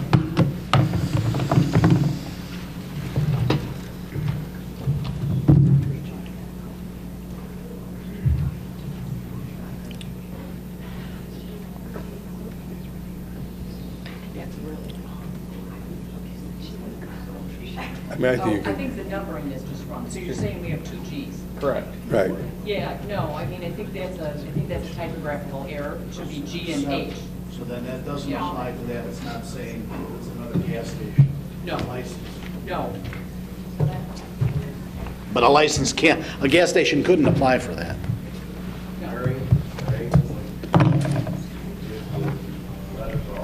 Sure, I'm sorry. So there's a typographical error in the attachment. There were two G paragraphs. It should be G and H, and then all the subsequent paragraphs should be re-alphabetized. I think that's a typographical error that we can correct without coming back to county board. So, yes, those are two separate paragraphs.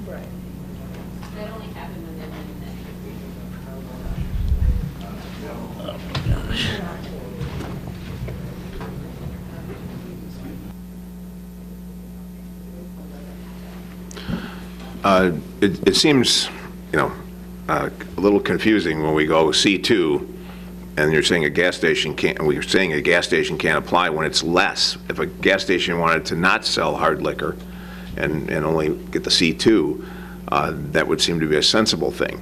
And so, and as Julie Berkowitz has said, these gas stations have just morphed into something. There's a new one right down the street from where I live. They've got 2 restaurants in there. It's a convenience store inside. Yeah. It's got as much more stuff than a 7-Eleven. And then they got gas pumps, and they have car wash, and who knows what else, shoe shine. So I think maybe, we're not done here because our world is getting more and more complicated. And we want to make sure that, that our people are protected and they understand exactly what our ordinance says. I can tell you if this was a criminal law, I'd be really upset that it isn't more specific. So maybe we can go back and retool this. Not that this is something that can't stand right now, but we brought up a lot of good issues here. And, I think there's food for thought, and maybe we can refine this down a little bit more. We shouldn't have our county board members saying, well, what does this mean? What does that mean? You should know.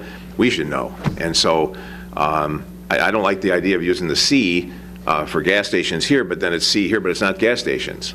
And so I think the assumption would be, well, if a gas station wants to ruffle less feathers, they'll just go for the beer and wine and not do the hard liquor, and that would make sense.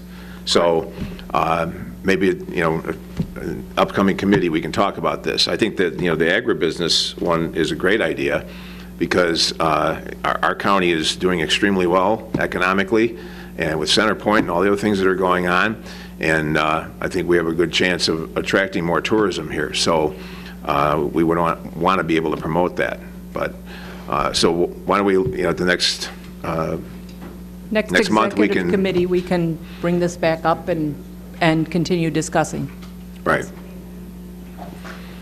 Mr. Gould, did you have to look at your eye? No, Mrs. Tatro addressed it. Thank you very much. Okay. Mr. Moran?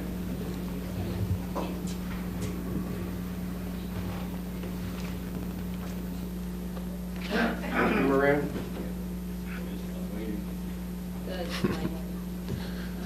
The red light. All right, I'm lit. All right. I just have one final comment. Maybe it's my bad for not having taken the time to sit on this committee, but we've been working on this for months, and it's clear as mud still to this moment. We just passed the ordinance. It's still clear as mud to me. And what I'd say is, it's okay to drive to a liquor store to buy liquor, but it's not okay to stop and get gas and buy liquor.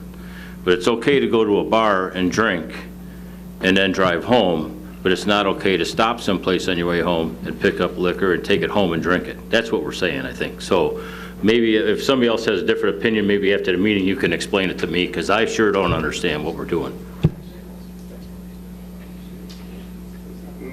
Back to you, Ms. Winfrey. Thank you, Mr. Executive. We have already passed that amendment. I understand there's quite a bit of confusion, so on the next Executive Committee agenda, we will have a discussion of all of our liquor ordinances so that people can get their concerns out. Any questions they may have or changes they may want to have, we will have that discussion. So, we're Okay. at, if you have made a motion and a second to amend 1971 as amended. I believe, Mr. Executive, we've already had that vote. No. Okay. Okay. So, yes, as amended. Thank you.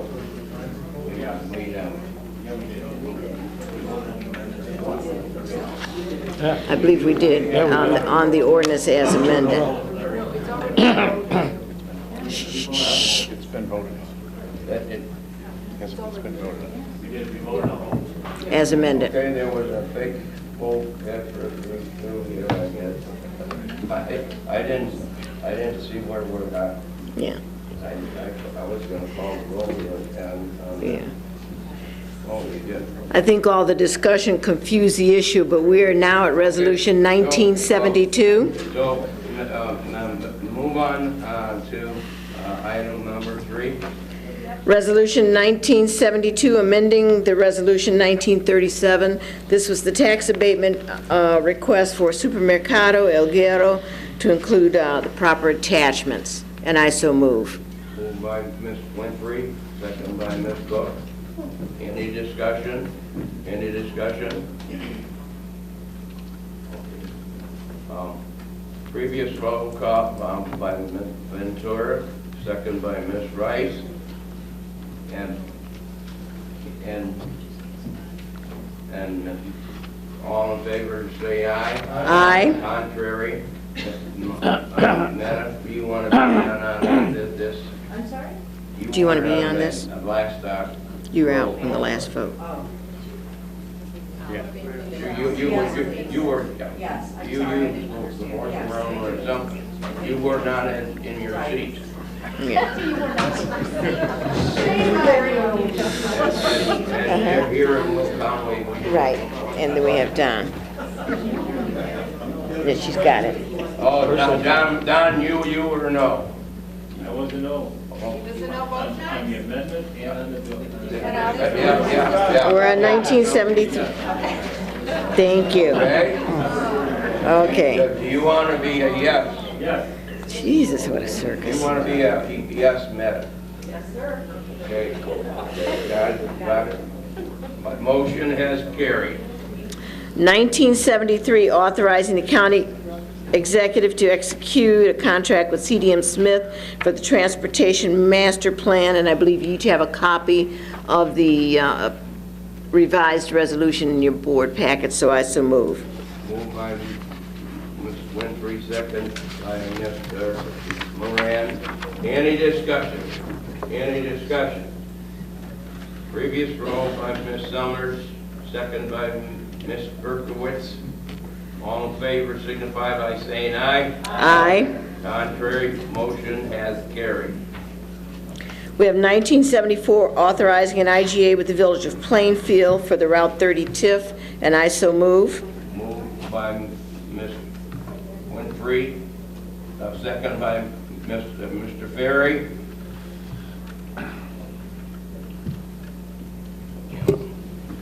I got Robert. I really don't need a mic. Anyway, moved by Ms. Winfrey, second by Mr. Ferry. Discussion. Ms. Ogala? Yeah, I just wanted to make a comment that I will support this, extending this TIF for this, but one thing oh no, I'm one ahead of myself, sorry. This is Route 30, sorry. So then You want to talk about the other side of the county? I'll be at number 6.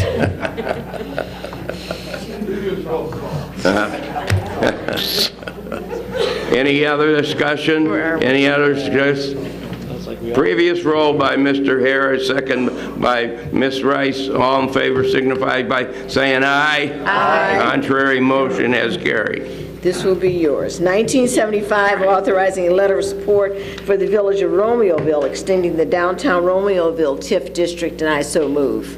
Moved by Ms. Winfrey, second by Mr. Moran. Any discussion? Any discussion? Okay, Ms. Ogala. Right, I was ahead of myself, sorry.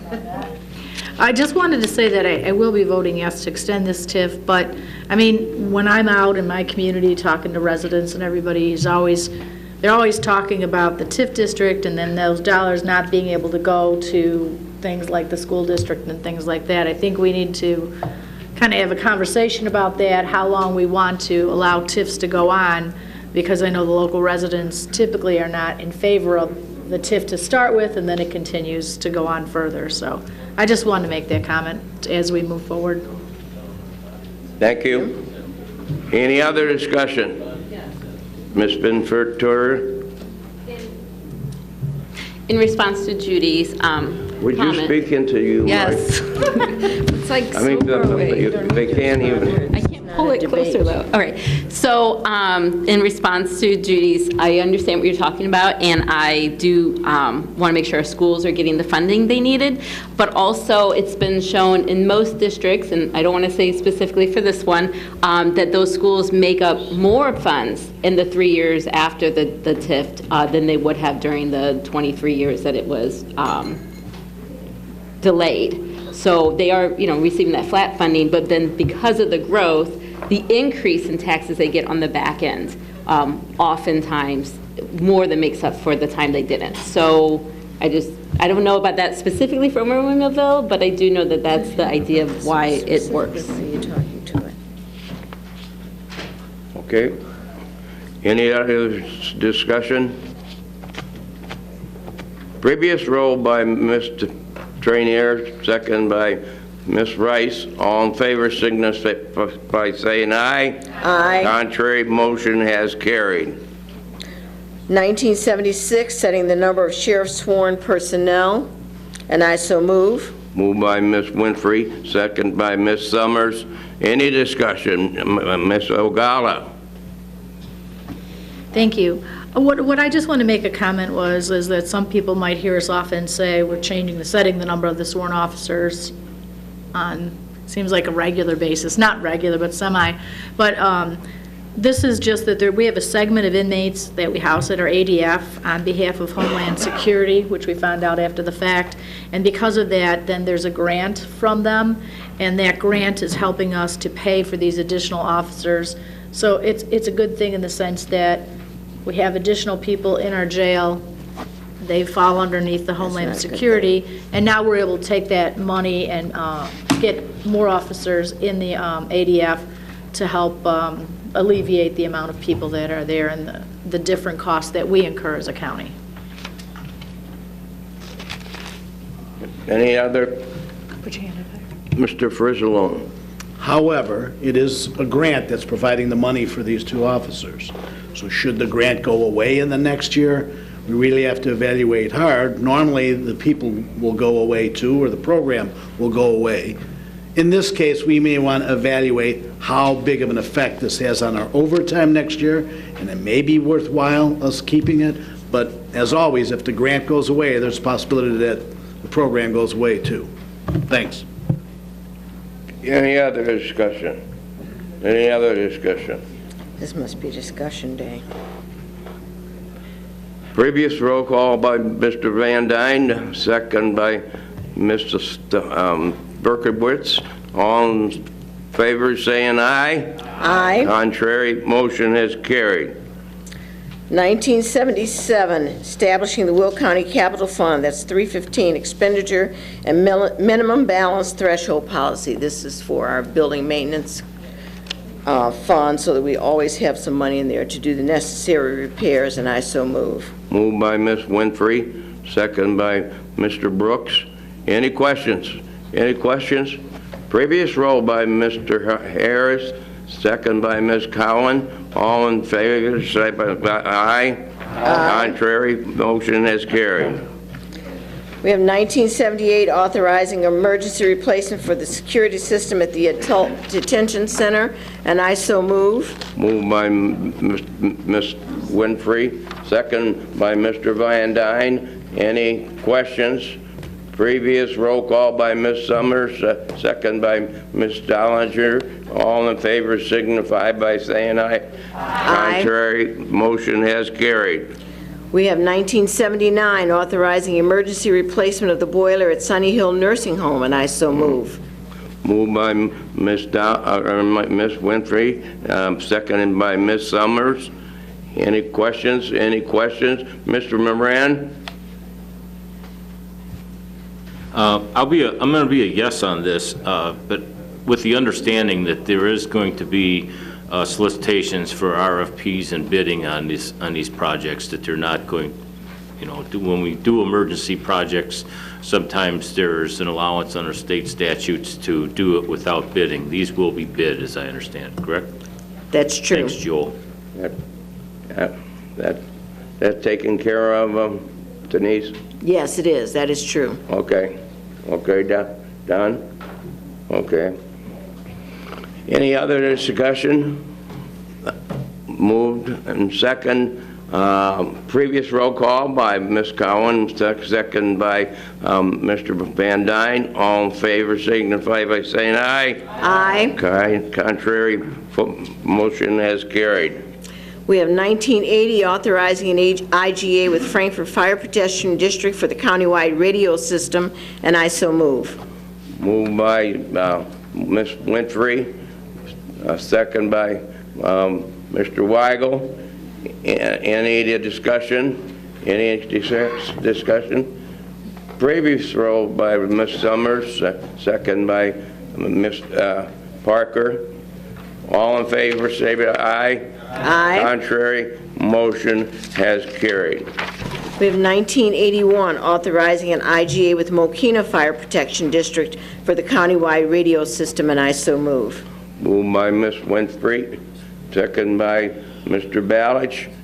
Any questions? Previous roll by Mr. Weigel, second by Ms. Fritz. All in favor signify by saying aye. Aye. Contrary, motion carried. We have 1982, authorizing an IGA with the East Joliet Fire Protection District on the countywide radio system, and I so move. Moved by Ms. Winfrey, second by Mr. Brooks. Any discussion? Any discussion? Motions on roll call by Mr. Markham and second by Ms. Dollinger. All in favor signify by saying aye. Aye. Contrary, motion has carried. We have 1983, authorizing a lease agreement with Silver Cross Hospital for the radio communication equipment, and I so move. Moved by Ms. Winfrey, second by Ms. Ogala. Any discussion? Any discussion? Previous roll by Ms. Summers, second by Mr. Van Dyne. All in favor say aye. Aye. Contrary, motion carried. We have 1984, amending the Will County CDBG Home Advisory Board bylaws, and I so move. Moved by Ms. Winfrey, second by Mr. Brooks. Any questions? Any questions? Previous roll by Ms. Berkowitz, second by Ms. Ogata. All in favor signify by saying aye. Aye. Contrary, motion has carried. We have 1985, authorizing collective bargaining agreement for deputy correctional officers, and I so move.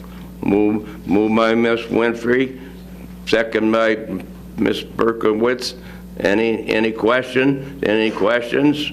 Previous roll by Ms. Cook, second by Mr. Harris. All in favor signify by saying aye. Aye. Contrary, motion carried. We have 1986, a replacement hire for the Division of Transportation, that's for a road maintainer, and I so move. Moved by Ms. Winfrey, second by Ms. Summers. Any questions? Any questions? Previous roll by Mr. Moran, second by Mr. Van Dyne. All in favor signify by saying aye. Aye. Contrary, motion gets carried. We have 1987, which is a replacement hire for the Maintenance Department, and I so move. Moved by Ms. Winfrey, and second by Mr. Markham. Any discussion? Any discussion? Previous roll by Ms. Dollinger, second by Ms. Ogala. All in favor say aye. Aye. Contrary, motion has carried. The next Executive Committee meeting is scheduled for April 4th. It will begin at 10 a.m. And that's it for the Executive Committee. Thank you very much, Ms. Winfrey. Thank A lot of work. Yes.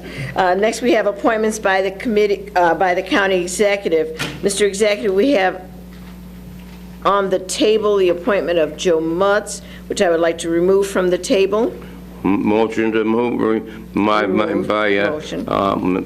Winfrey, second by Mr. Frizzle. You move to put, Move to take it off the table, yes. All in favor? Yeah. All in favor of removing that from the table? Aye. Contrary, motion is carried. Mr. Executive, I move to cancel that appointment. Cancel? Yes. We're removed from the table, so it's back. Okay. And you're going to cancel And it? remove. Okay, I'm hearing 3 or 4 things. Removed it from the table, so now we're moving it from the agenda.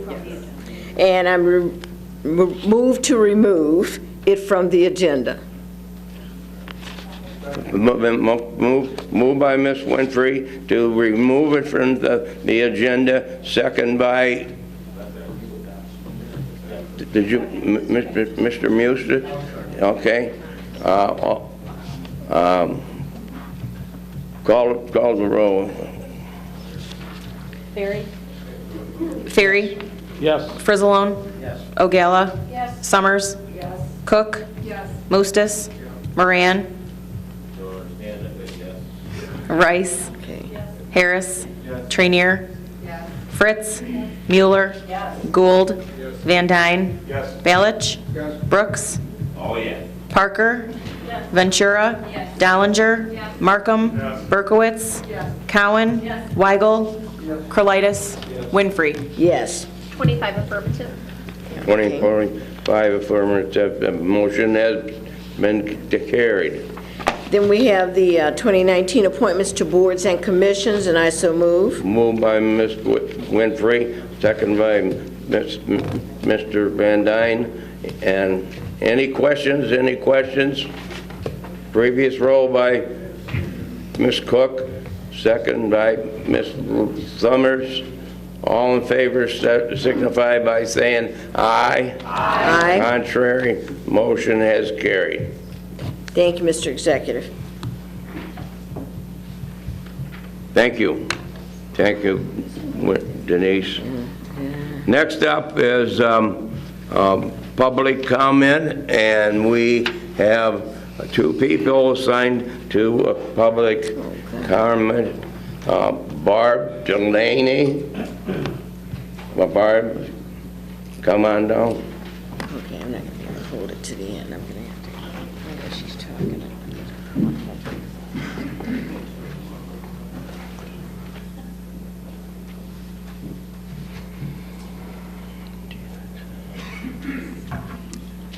I was hoping I wouldn't have been called until 12 noon because I need to change my remarks from good morning to good afternoon.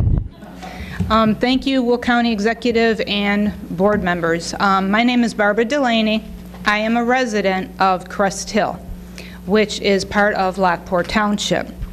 I am here before you this morning to address the recent bill that was just introduced in Springfield by our state representative, Natalie Manley, HB 3301. As you all have been made aware of, this bill is stating the position of certain township clerks in Will County, not all, but just certain townships, be abolished that were elected by the voters and replaced by appointed positions by our Will County Clerk's Office. I would hope that this is alarming to you as elected officials as it is to myself. I would encourage you, as our Will County board members who have been elected to represent the voters, that the voters will not be able to have their vote taken away. This would be a very dangerous precedent to start in the county of Will. Thank you. Thank you. Next to speak, David, I believe, is Lombardo.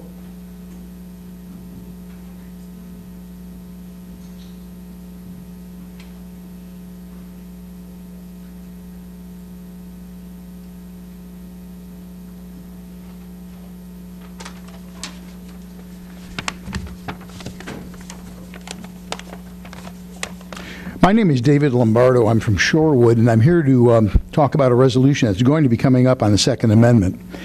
During my career as alternatively a university professor, a training consultant, and an international journalist, I worked extensively with governments, military organizations, and corporations worldwide.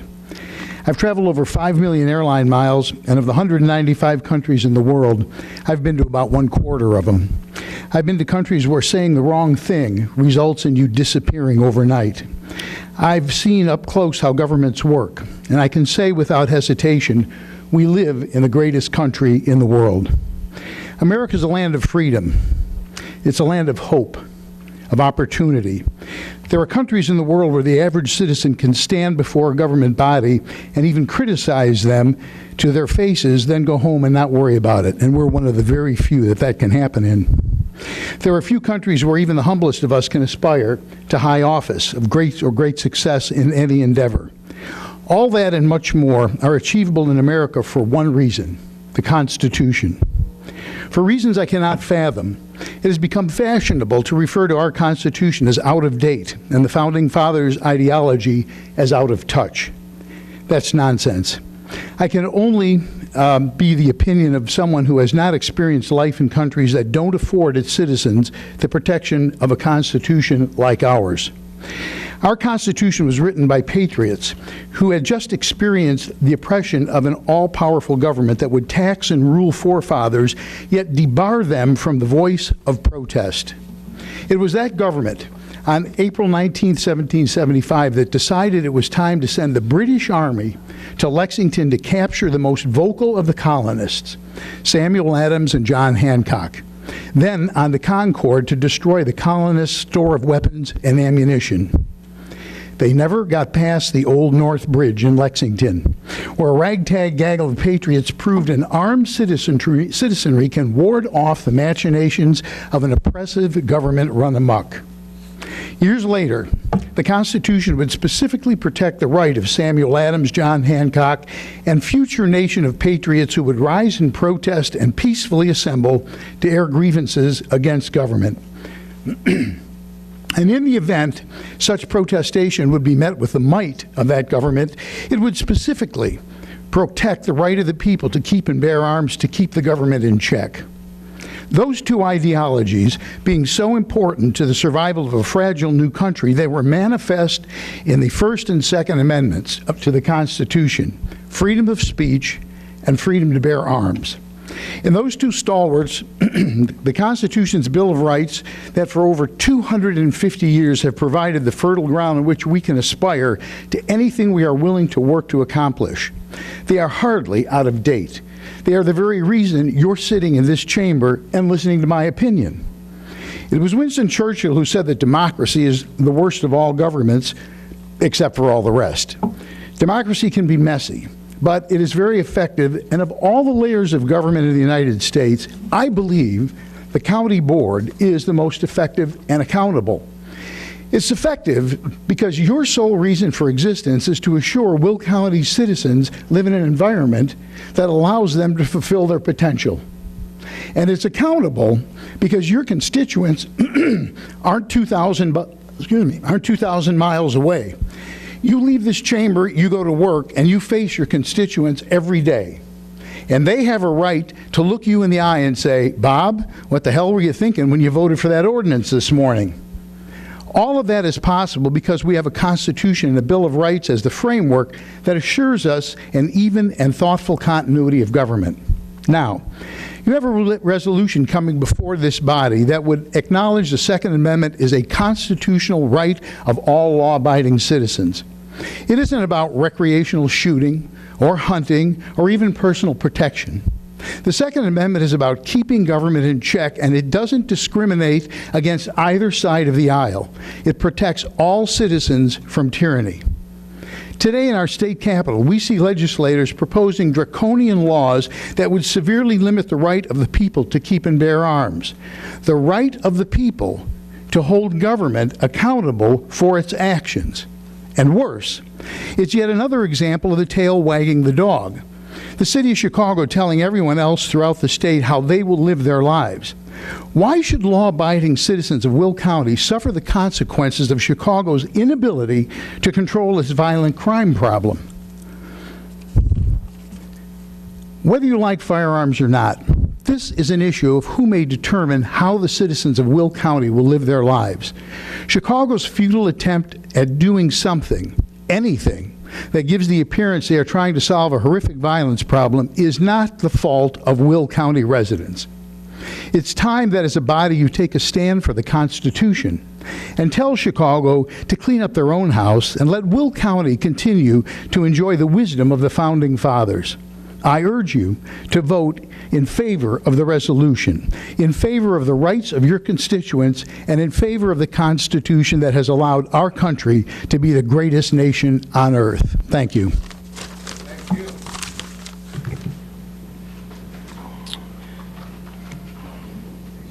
Anyone else from the public wish to speak?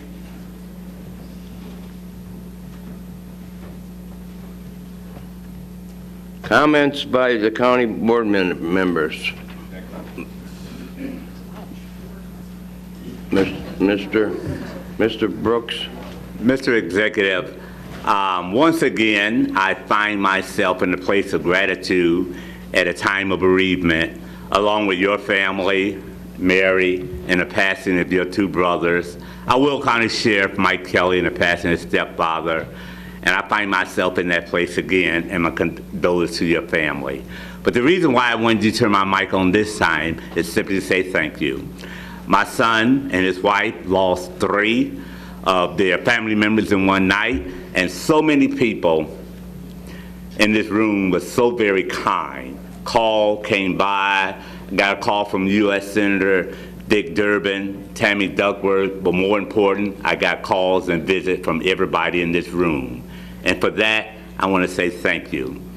Let me close by saying, our former speaker of the Will County Board, Jim Eustace, came to church where I was and said to me, Mr. Brooks, we might have political differences, but in times like this, I want you to see that we're all family. And when I looked around the room, let me say something funny to keep from crying. Thank you, Meta, for that moment of silence, because I was curious to see if Meta can be quiet for a moment. I feel better now. Thank you at your expense. But thank you so much for everybody in this room, for all your kindness that you showed during that time. And God bless your families. Thank you. Thank you very much, Mr. Brooks. Mr. Eustace? Yeah, I'd like to make a quick comment on the township clerk legislation that's out there. You know, first, I'd like to say, many of you may not know that the township clerk has quite a few duties to do. And I have talked to our county clerk, and she mentioned she was looking into it. You know, the whole idea that legislation, you would propose legislation to negate an election seems a little odd to me, and then you're going to appoint the clerk. So you should understand this legislation is not to eliminate a township clerk. It is to eliminate an elected township clerk and then have them appointed by a county clerk. I think that's the kind of stuff that I thought only happened in third world countries. Madam Clerk, you know, I've talked to you. You said you were going to look into it and get back to us because you need to make comment on this. As far as I'm concerned, this is an unfunded mandate. I think it's going to be something that's going to be very difficult or impossible to do with current personnel. I mean, there's meetings, there's signing off, got to sign. For those of you who aren't aware of it, a township clerk has to sign every single check issued in the county by the township. And they have to attest every single check. I mean, there's a lot of duties. There's elections, there's caucuses, there's meetings, and of course there's the keeping of the records. And in some instances, a township clerk has the ability to vote. Certainly, I wouldn't be giving the right of an appointed person to vote. It's a rare situation, but there are situations where a township clerk can actually weigh in and vote. So, this seems to me a little absurd, really. Maybe, I don't want to, I'm not going to question anybody's motives. Maybe it's well-intended, but should be made clear. You're not eliminating one bit of cost. You're adding cost. You're taking somebody who was elected, and now you're going to appoint them to a political body. I mean, I think there's a lot of, I'm hoping that as more and more questions come up during the process, the legislation, they will see that, this is something that probably should not go forward. So, but in the meantime, Madam Clerk, I've asked you for a response, and I'm thinking you've had plenty of time to see what a township clerk does. And I'm not looking for you to answer right now, Lauren, by the way, but you do need to respond to let us know the impact and the cost to the county, and of course, in substantiating any statements you might make. So that's all I have. Thank you, Mr. Executive. Okay, thank you, Jim. Mr. Ballich?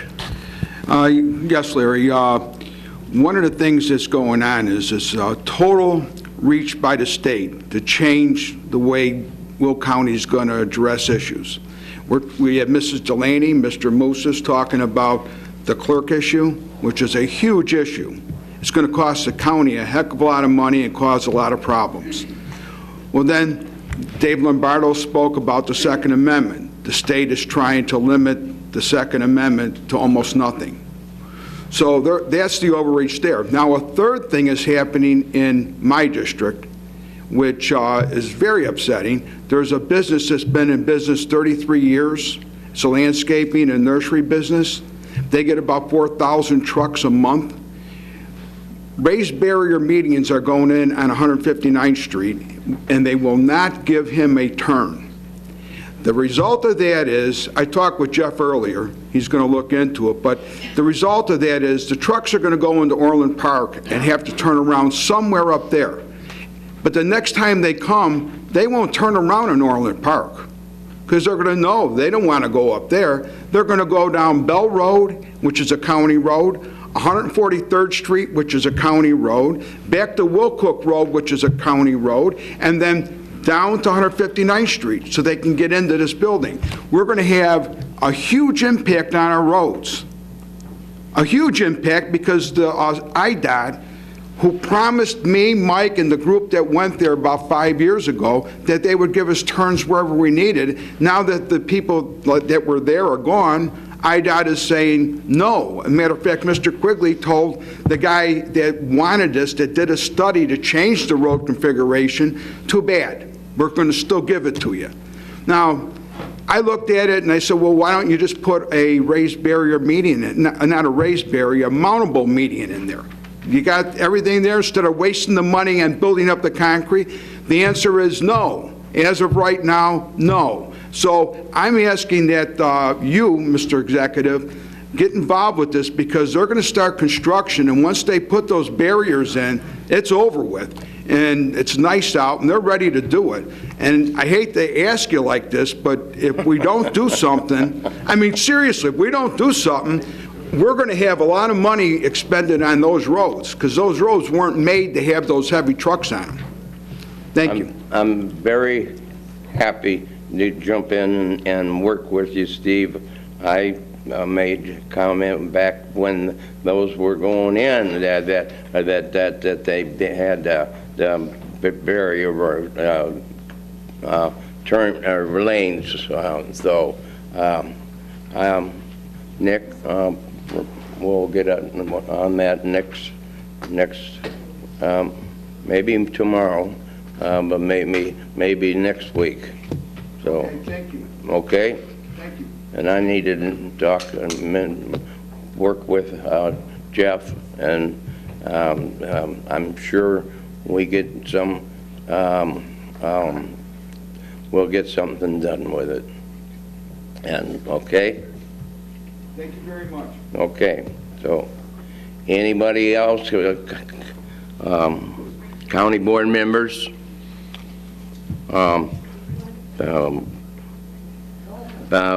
Mount announcements by the, oh, who? Oh. Okay, I wanted Rachel. to thank the Legislative Committee for their hard work on the state agenda, and I want to especially point out the information we put in there about infrastructure. I think everybody here on the county board thinks infrastructure is extremely important. We want our constituents to know that. And specifically, I wanted to point out the I-80, that we did highlight that in the state legislation and that we do think that is a priority. There has been a lot of press about the I-80 Des Plaines Bridge, and I know Don and I have fielded some answers to the public about why we spend money in the county and we're not fixing I-80. And I just want to remind everyone that I-80 is the state. Funding needs to come forward, but we do support expanding that and fixing that, and it was reflected in our state legislation. And we will continue to push for that. And so we do know the importance of the community as well as our growth that infrastructure has. Thank you. Thank you, Rachel. Beth Rice. I just wanted to congratulate the Sheriff Department on their recent receiving the grant for the Safe Passage program. As a member of the Public Health Committee, I'm learning more and more about how the Safe Passage can increase access to addiction treatment at the time of need. And I look forward to having more discussion about how we can promote that throughout the county, because I'm very excited about programs that give people what they need rather than punish them for addiction. So I just mostly want to say congratulations, and that I hope that we can continue to look at the Safe Passage program in all our communities. Thank you, Beth. Ms. Dollinger. Thank you, Executive. I have two things. First of all, as county board members, you may have received an email from Emerita from our MAP collaborative, and there's a survey in there, and we are asking you all to fill that out because we're trying to find out more about the health trends in our county. The MAP collaborative, along with it's a collaboration of many health providers in the county looking at the welfare of our community. So it's really important that we get county board members' input. We need a minimum amount of surveys completed, so it would really be great if you take that time to do that. Also, for the new county board members, each district does have a health assessment that is pertained to their district. If you have not got that, ask and we'll make sure you get that. The other thing I'd like to bring up is I don't know if many of you are aware, but we have over 600 seniors who receive Meals on Wheels meals throughout the county on a daily basis. You are also given an invitation to participate in their March for Meals initiative either today or next Thursday, and then go on a route and participate in the delivery of meals to our seniors. So if you're interested in that, make sure you follow up with that invitation. And also they are having a fundraiser on April 6th, a trivia night, so I know we already have some townships and county people attending, but if you're interested, you will have a flyer in your mailbox after this event. Thank you. Thank you. Ms. Ogala. Thank you. I have several things I wanted to mention. I also do want to follow up on the conversation that was going on with HB 3301, that it is an unfunded mandate, that I know that a letter was sent from the county board to the representatives asking them to hold the bill. I think what we should have asked was to let them know we oppose the bill at this time because of the fact that we don't have all the information. They didn't provide us with the information as to how the clerk's office would handle the additional cost that would be incurred. And I don't think that anyone on the county board had spoken with anyone regarding this prior to being put out there. And we're eliminating only one elected official position from a township, and all the other elected officials remain. I don't know how we create legislation like that. Furthermore, I don't know how you create legislation that specifies one specific state representative district, and in that district, perhaps a couple townships are entirely encompassed, but part of other townships, you have just little precincts here and there, and it's kind of, it doesn't make any sense to me that legislation exists today as it is. I wanted to bring up a couple other things. Another one is the proposed Peatone Airport. Right now, with the new governor in Springfield, there's a new push. The new push is being put on by a lot of representatives who they don't live in Will County. And they're pushing for something to happen outside of their district, where they live, it's Cook County. They might come out and represent bits of us. But by doing that, again, this has been going on for 30, 40, 50 years, proposing something that doesn't directly impact the residents. It directly impacts us. We're directly impacted today by the tax dollars that we're losing. We're directly impacted today by the fact that those communities have not had the typical natural growth that may have occurred because this little diagram has been drawn around them for so many years, and that those communities have not grown. And then again, I also want to remind this board, and many people are new, about Senate Bill 20, I don't remember the Public Act now, passed back in 2013, where it took away our rights as a Will County board to have any control and power over any proposed airport that might be created. In addition to that legislation, it also says that there'll be no tax dollars collected. So some people will say, well, we'll just, that'll be an okay thing, we'll get tax dollars from surrounding. The proposed inaugural footprint is 5,200 acres. The ultimate footprint is 20,000. Keep in mind, O'Hare is 7,000 acres. So I don't know how you think that will benefit any tax dollars as the legislation is written today. We had the consultant, Aaron Quick, come here before us and give us an information speech on how he felt that legislation was written. He warned us about it. He said it was very vague and we should be cautious about it. We've never, ever discussed that since that time, and here they are moving forward with this legislation, and we are sitting back. We're not making any action. We're not saying, listen, we don't want something built in Will County unless it's built with our having any say in it. I think that's wrong.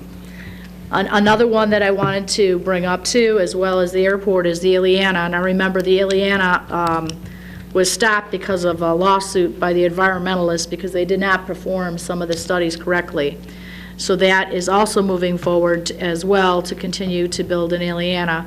What I think what we all have to keep in mind is where it would be placed, the farm property that would be cut up, the water drainage, and also, more importantly, the property rights. We need to look at that. We can't just continue to say, we need to do this because of freight and this because of freight. We need to look at what is right for our constituents.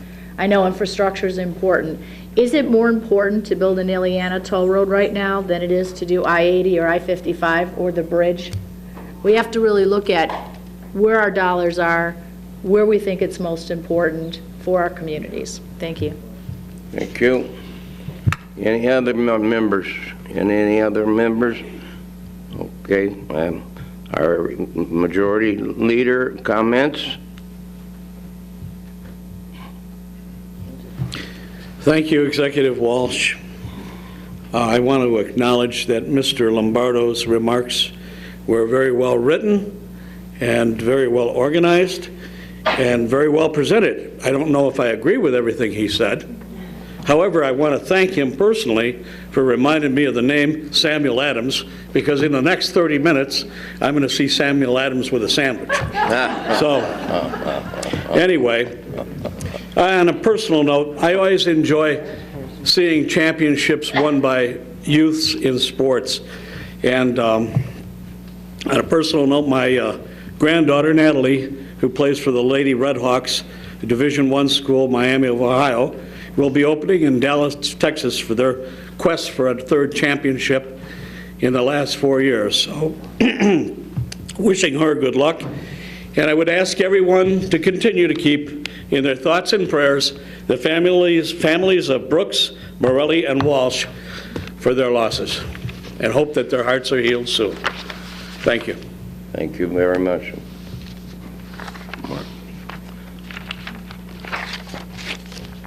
Minority Leader, Mr. Vincent. Good afternoon, Will County. I have to say, too, on the public comment, it's great to have public speakers come in here and have public comment, no matter what side of an issue they're on. We get to hear firsthand. It's great when they talk about everything that they know that applies to them and the constituents around them. So sometimes it makes our meetings go longer, but I'll stay here till 4 o'clock if we have that many speakers to come in and give us great comments like we heard today. Yesterday was the first day of spring, so hopefully within the next couple of weeks it'll actually be like spring. But, you know, I wanted to say that today is National Common Courtesy Day. And don't we need some of that? You know, basically the definition is respect for others. And we don't have a lot of that happening out there. We need a little bit more of it. So any way that you can contribute to common courtesy out there, please say thank you, please, and you're welcome. I don't hear a lot of you're welcomes. I hear thank yous, but not a lot of you're welcomes. This is also National Single Parent Day. And I have to give single parents credit. I don't know how they do it.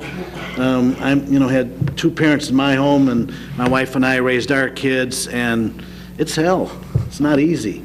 But to be a single parent has to be even tougher, so I give them all the credit in the world. And then, of course, April 8th is a very important day because even though some people might think the baseball season starts before that, it really doesn't, because that's the Cubs' home opener. Yeah, they're playing in Japan. We don't even know who those teams are, and I'm not sure where that other team in Chicago starts. But April 8th is the Cubs' opener, so hopefully spring really starts then. Enjoy the spring. Thank you. Thank you, Michael. And then our board speaker, Ms. Winfrey. Thank you, Mr. Executive. Just a couple of things to close us out today. Just a reminder to everyone that we will have an expungement fair on June 22nd, and I mentioned that today because in preparation for that, Judge Shainstead, Jerry Killian, and I are doing road tours. We are available to appear at a place near you, whether you're having a town hall, you're having a neighborhood meeting, community meetings, or whatever. If you let us know the time and the place, we will arrange for someone to be there and talk about the expungement fair. We have had a push in Will County for expungement for a number of years. Mr. Brooks has run that through his church very often. So the difference this time, though, is we are waiving the fees on this one day only. So we encourage anyone who may have had a nick, a ding, or whatever in their record to check us out, see if there's an opportunity for them to be healed so that they can, with confidence, apply for jobs and not have to say they have any kind of record. So we're looking to promote that, publicize that, put the word out anywhere, everywhere we can. Road tours available now, so just let us know. This is also Women's History Month, and on March 30th of this month at the Bicentennial Park, we will have the 2nd annual Light the Fair Women's Resources Seminar. Whew, that was a mouthful, especially after a long day. So if you don't have other plans for that day, I know that we have a number of things going on, but if you have not committed to that, we encourage you to come out and join us on that day. It runs from 9 to 4. We'll have refreshments at the end of the day, maybe some Sam Adams.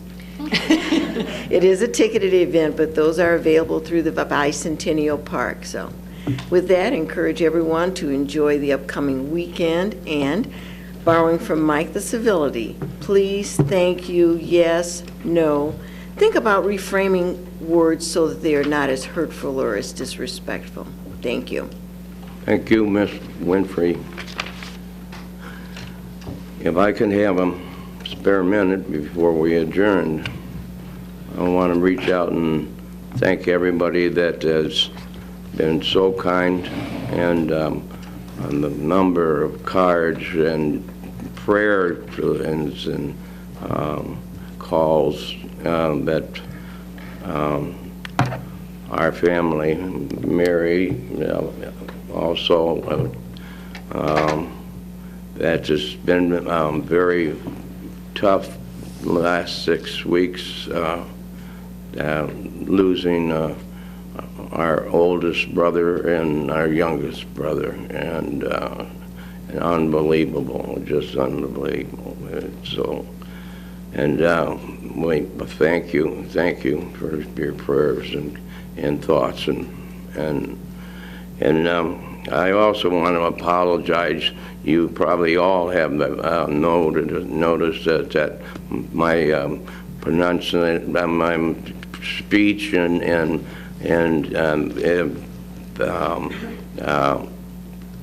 pronouncing names and stuff has been difficult.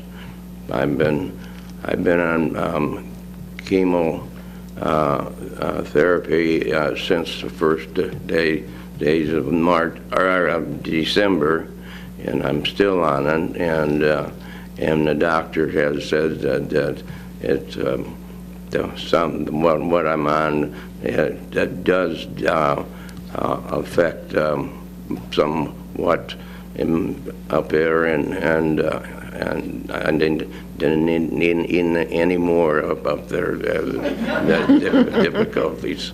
But so I apologize if I fumble your name or mispronounce a word or whatever. But I'm running down the right lane in the right highway, and